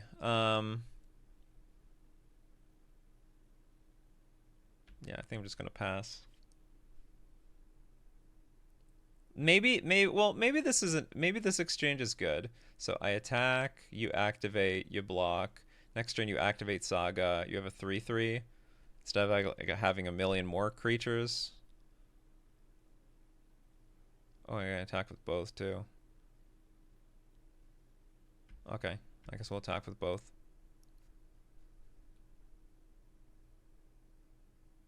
Because this construct will be, like, really, really big. They're looking at this like a removal spell. Oops, on cancel. Shouldn't do that. I should activate my Ether Vial before it's dead.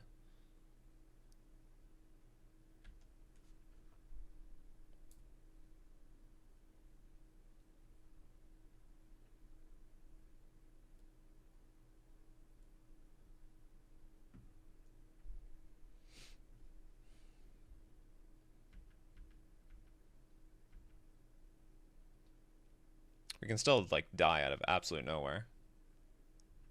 Well, the funny thing is if they go for the combo now, we do have the Hexcatcher in play, so we can interact with the actual combo. But hold on, they might have some means of playing around it anyway, because they now have that card that shuffles cards from their graveyard back into their deck. So this is why I made this attack, because then I'd have to deal with 2 4/4s on the battlefield. Oh, they didn't get. Huh? Huh? Oh, I guess it's not in the main deck, a Pithing Needle. Okay, that's fine. This is all great for us. We're going to tick the Vial up to 3 and hope that we draw a Merfolk. Smash in for 5.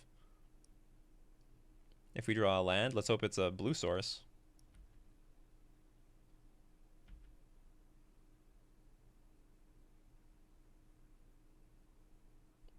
If I were to guess, our opponent just has a bunch of counter spells in hand. This is freaking premium.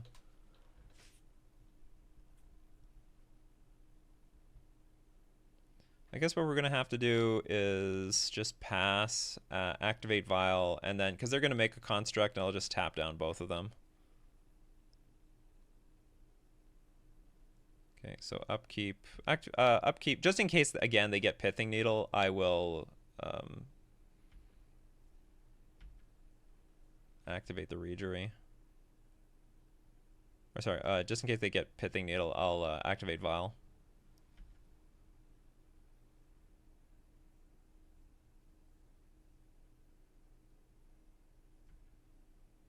You're going to surveil. Uh-oh. Do they keep it on top? Oh, it doesn't matter. You're going to crack the Saga. Unless you're going to draw at instant speed. Oops. Oh, no, you don't. Sorry, you don't. Sorry, the Saga cracks after you draw. Okay, so they're going to draw something good.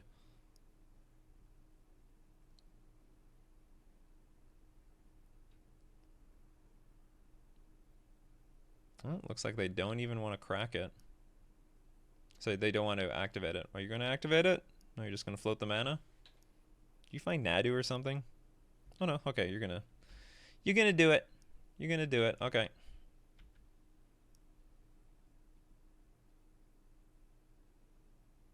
Oh, you have no more Shukos left? That's it? Those are all the Shukos? I'm gonna move the Shukos around. Why would you do that? It's not even attacking this turn. Move it back. Move it back.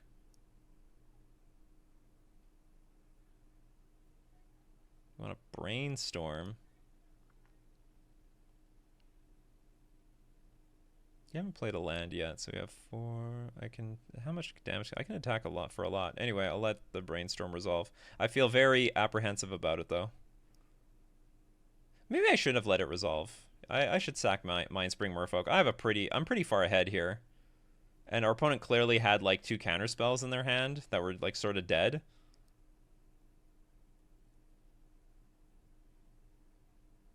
Yeah, I have regrets.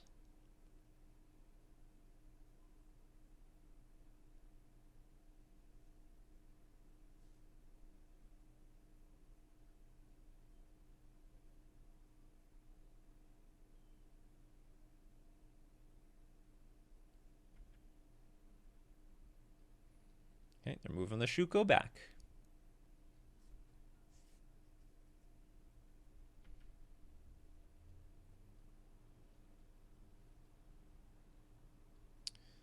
But I've got some tricks up my sleeve myself.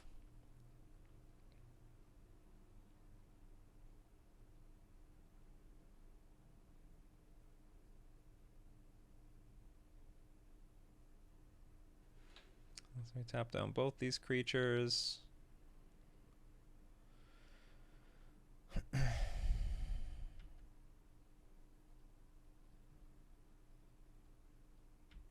Get to attack with nothing. And hopefully we get to our turn. Is there any way we can win this turn? 16 damage is a lot of damage. Yeah, if I draw a Lord, if we draw a lord, we win. Any lord wins here, assuming our opponent doesn't have swords to plowshares.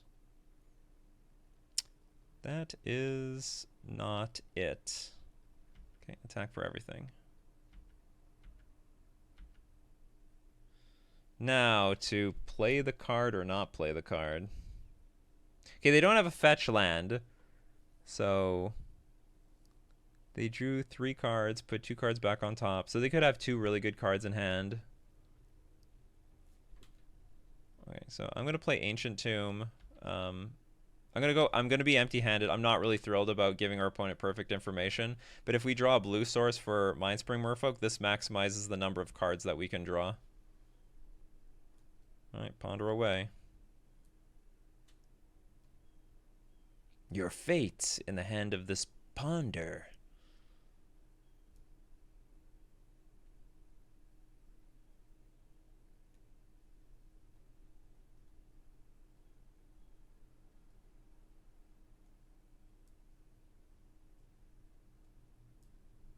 They still have a problem comboing off, though, technically, because we do have the Hexcatcher on board.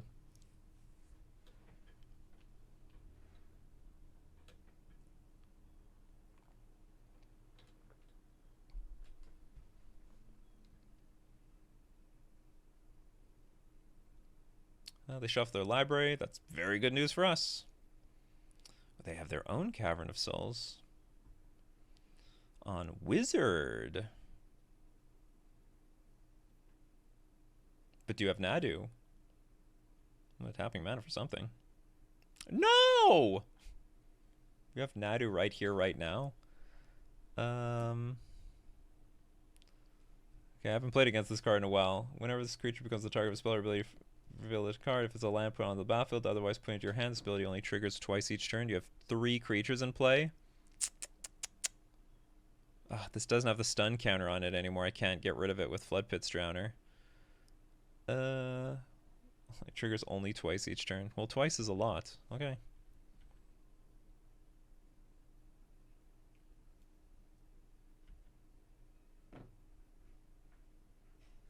Yep. Okay, they got a land. We got another land. These are all useless cards so far. They got another land. A lot of bricks here. Feels dread return. That feels bad. 2 more draws. Get a counterspell or something. Force a will. Brick again. 1 more brick and that's it. Nomad's Encore. No! Oh, no, hold on. Yeah, no, that's bad for me. Nomad's Encore can win on the spot. Or does it? Or is it, you get how many more draws out of this? You get 2 more, you can target this thing 2 more times. Okay, they're going to thin their deck. Sorry, this goes off with Cephalid. This combos off with Cephalid Illusionist. But in this case, they can only target themselves, or they can Shuko this thing twice, and then that's it.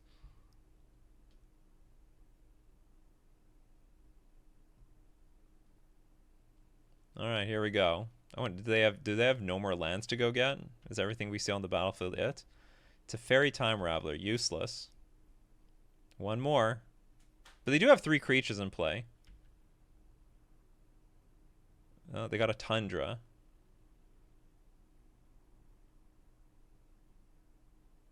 So I need to draw, I think I need to draw a Merfolk and get it in play. I need to draw a Merfolk so I can cast it, tap one of these dummies down, and then attack with everything. The next 1 damage that would be dealt to this creature this turn is dealt to target creature you control instead. Yeah, I can do something like that. There's 1 card in their hand I don't know about.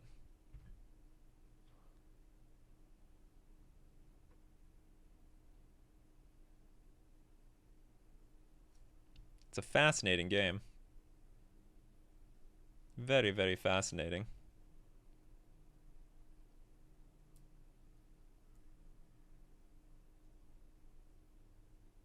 Okay, they are going to fetch. And we'll just counter this Teferi. So now they're at 2 life, so basically any creature connects wins. And that's why we can pretty comfortably counter this thing. I guess we'll sacrifice maybe the Flood Pits Drowner, because this is not mandatory. Or no, the Flood Pits Drowner attacks for a lot. Maybe I'm sacrificing Mind Spring, but Mind Spring can pump everyone up and draw me a bunch of cards.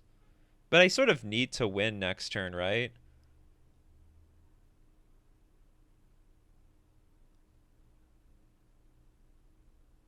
How do I do this? Or maybe sacrifice Hexcatcher. Do I need you next turn? Like I'm either gonna like win or lose next turn.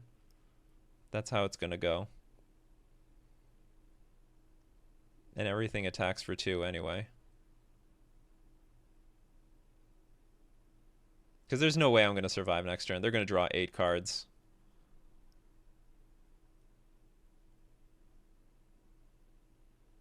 Yeah, maybe a Hexcatcher, it's over for you.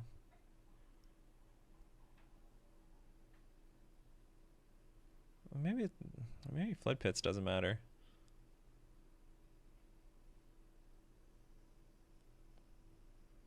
Okay, I don't know what's the correct thing to do.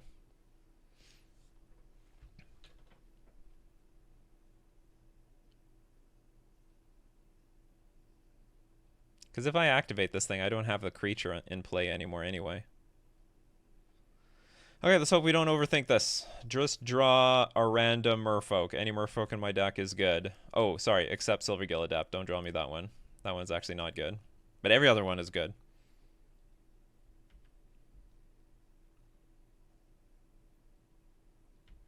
Oh shoot, I forgot about this. I forgot this is a whole new turn. Oh no. Oh no. Okay, so they're drawing 8 cards at our turn anyway. They got Brainstorm. Okay, it's good I kept this Hexcatcher. They've got a Nadu.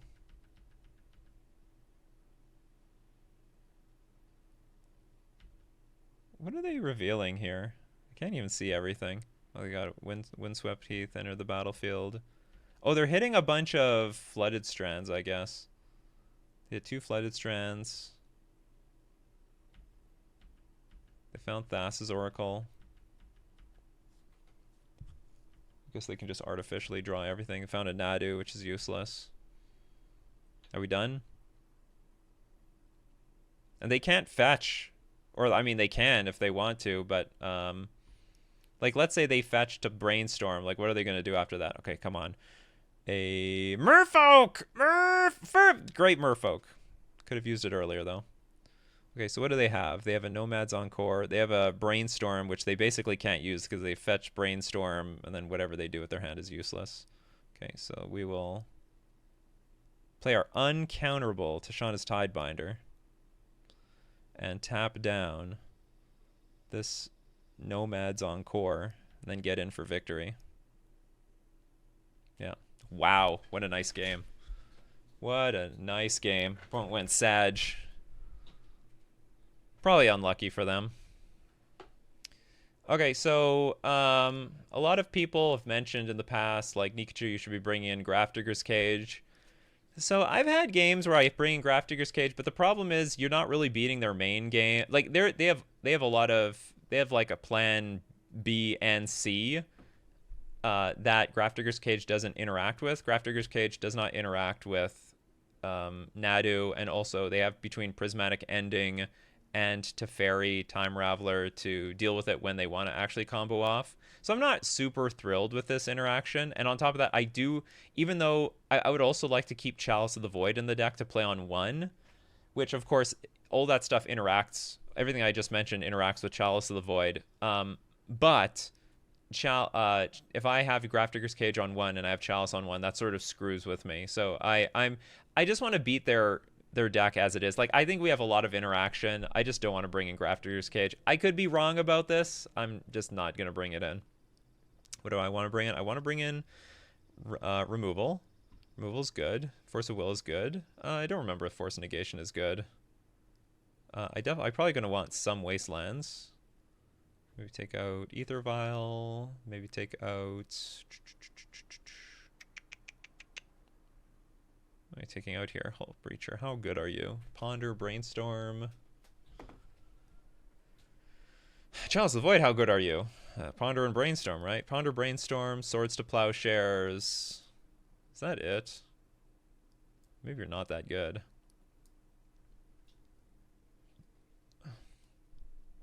Oh, Null Rod might be good. Activate abilities of artifacts can't be activated. That hits only Shuko, though. I don't remember what to do in this matchup. I do need some Wastelands for these Urza Sagas, though. Those are an absolute pain. And I don't want to side out all the Ether Vials, either. I'm in pain. What do I remove from my deck? Do I take out Chalice? Get eaten up by Prismatic Ending? How many cards did I bring in? Do I take out Chalice? I gotta take out some. I gotta trim some stuff. We're gonna trim a Silvergill, a Rege, maybe one Hull Breacher. Oh god, I don't know what to take out here.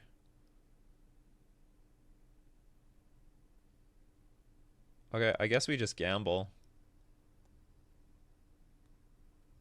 Maybe I'm wrong with Chalice of the Void. Maybe this is not a Chalice matchup. I'm just gonna have to outmuscle the Urza Saga. This is a hand. I'm gonna keep it. It has some interaction. Hexcatcher is useful.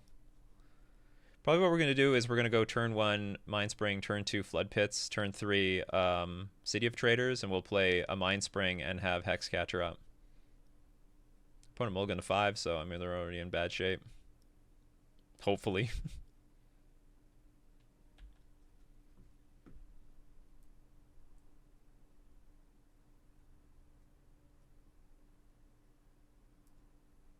Nomad's Encore. They're ready to win next turn, if possible.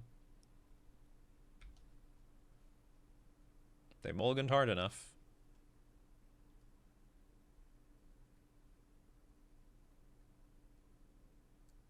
I guess I just die. Okay, let's just see how they sideboarded.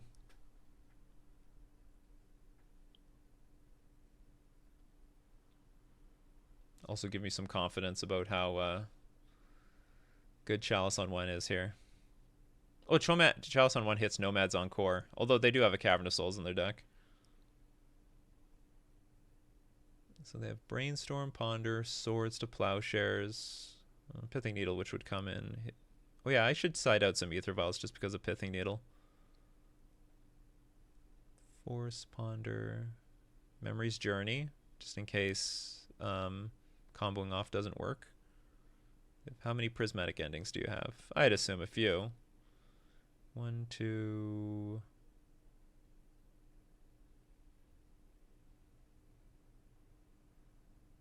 maybe 2? Okay, so they have like 8 cards. They have like a good solid like 16 cards to hit with Chalice on 1. And they left a few cards left in their deck, and they win. That was sad for me.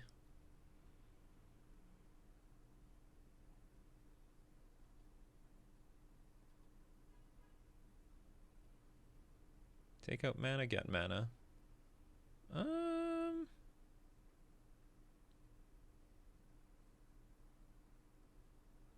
If I'm on this Chalice plan, maybe I don't need Hull Breacher. Because they don't, like, Nadu doesn't draw cards. So Silvergill Adepta is a little bit more valuable. How many creatures? I have 24. That's great. It's a good number of creatures. If I play Consign to Memory, is that enough? Can they combo off twice? Is Consign good here? It could. It could be amazing. What else does it hit? Counter triggered ability. Oh, whatever. Okay. I lost 2 land. Okay, let's bring in another Wasteland. I need some balance of mana and threats and interaction. This hand's okay. I'm not thrilled about it, though. It's a bit clunky. Maybe I'm wrong. Maybe this hand's good. We have turn 2 Hexcatcher available. We've got Dismember. Tishana's Tiebinder is alright, too.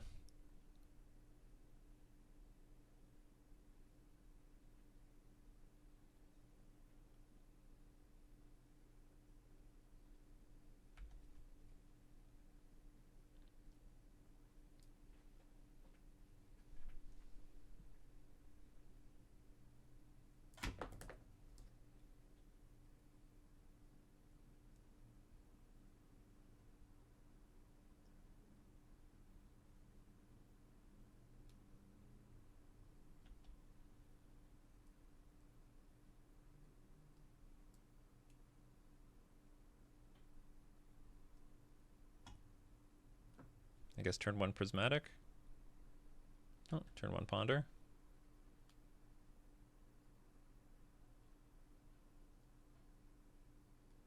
They shuffled their library. They didn't like what they saw. Sea of Traders is good. I like that card.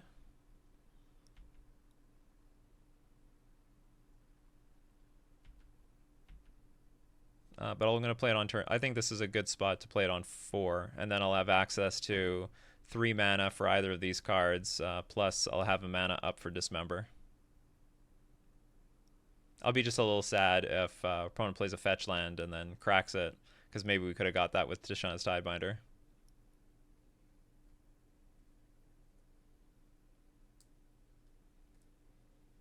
Oh, are they mana screwed? Is their hand like Supreme Gas, but they've got like no mana?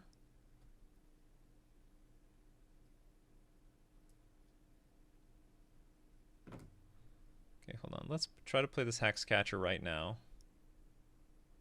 Let's see if this gets forced. No, it doesn't. Do I let this resolve? Yeah, I think I'm just quite a bit ahead on board here. Or ahead enough that I'm going to let this Ponder resolve. And I don't know for sure if they're mana screwed. Because, for example, they could have a fetch land in their hand that they're just trying to fetch away all the bad stuff afterwards. Oh, okay, here's Urza Saga, which we can nail with Tishana's Tidebinder. There's a Shuko, which is... okay. Yeah, we can have that's okay.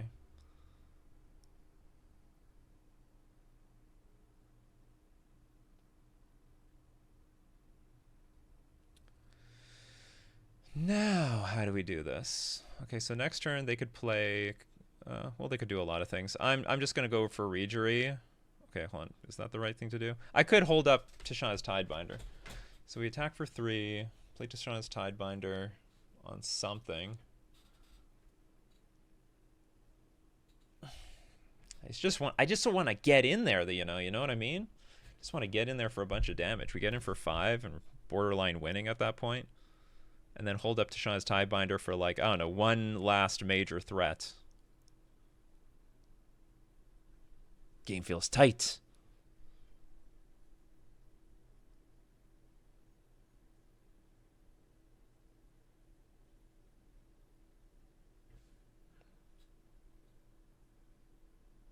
Okay, I'm going to force the issue here. Opponent's sort of more or less tapped out.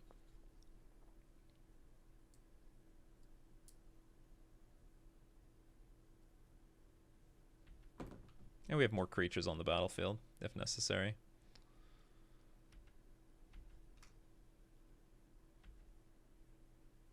To like sack a Hexcatcher.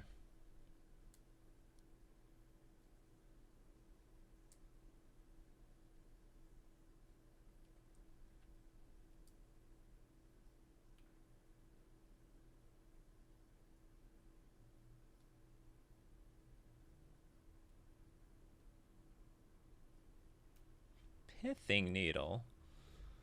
Naming my Hexcatcher, are you? Okay. That's cute.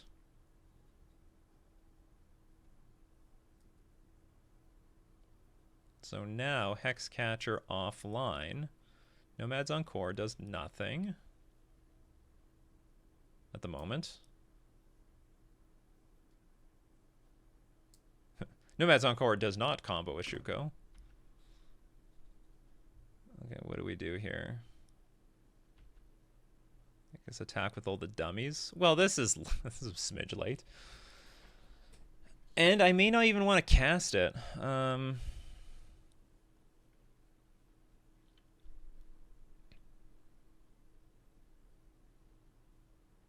none of this is lethal, so I'm just going to attack with everything.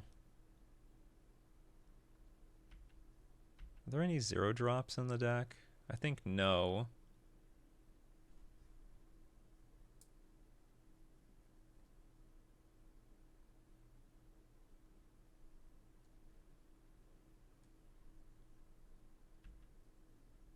Something actually I could go for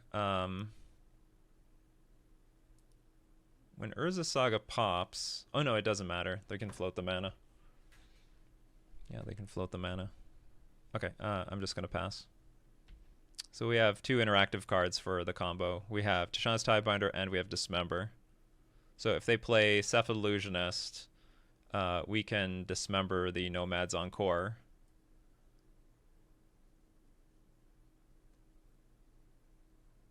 And hopefully that's enough. We do have to dismember the Nomad's Encore before a Cephalid Illusionist comes into play, though. Otherwise we are big screwed. Okay, so this is coming. It's on the way.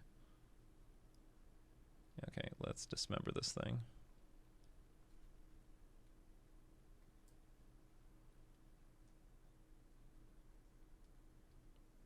Of course, if there's Force of Will, we're still in trouble.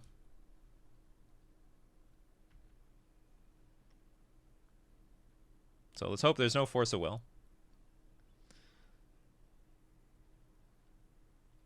Come on, Tashawn's Tidebinder. Ooh, I got to untap something. I wonder if this would have helped me if I knew that existed.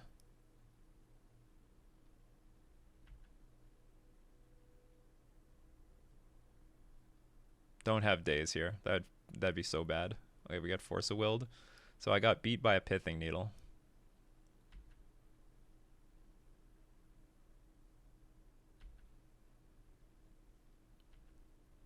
Is there anything I can do here? I think no. I think we just lose.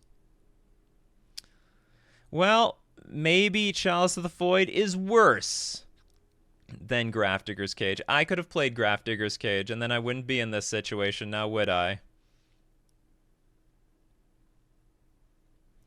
All right, good games. Good games. I have to think about. I'm gonna think. I'm gonna ponder. I think Chalice is still a very strong card. Like if I got this out earlier, then none of this crap would be in play. Although, I mean, they can still combo off with the Cephalid Illusionist. Okay. Don't think it's necessary. I think I just die. It's very unfortunate that they drew the one of Pithing Needle against the Hex Catcher. Is there anything else we could have done?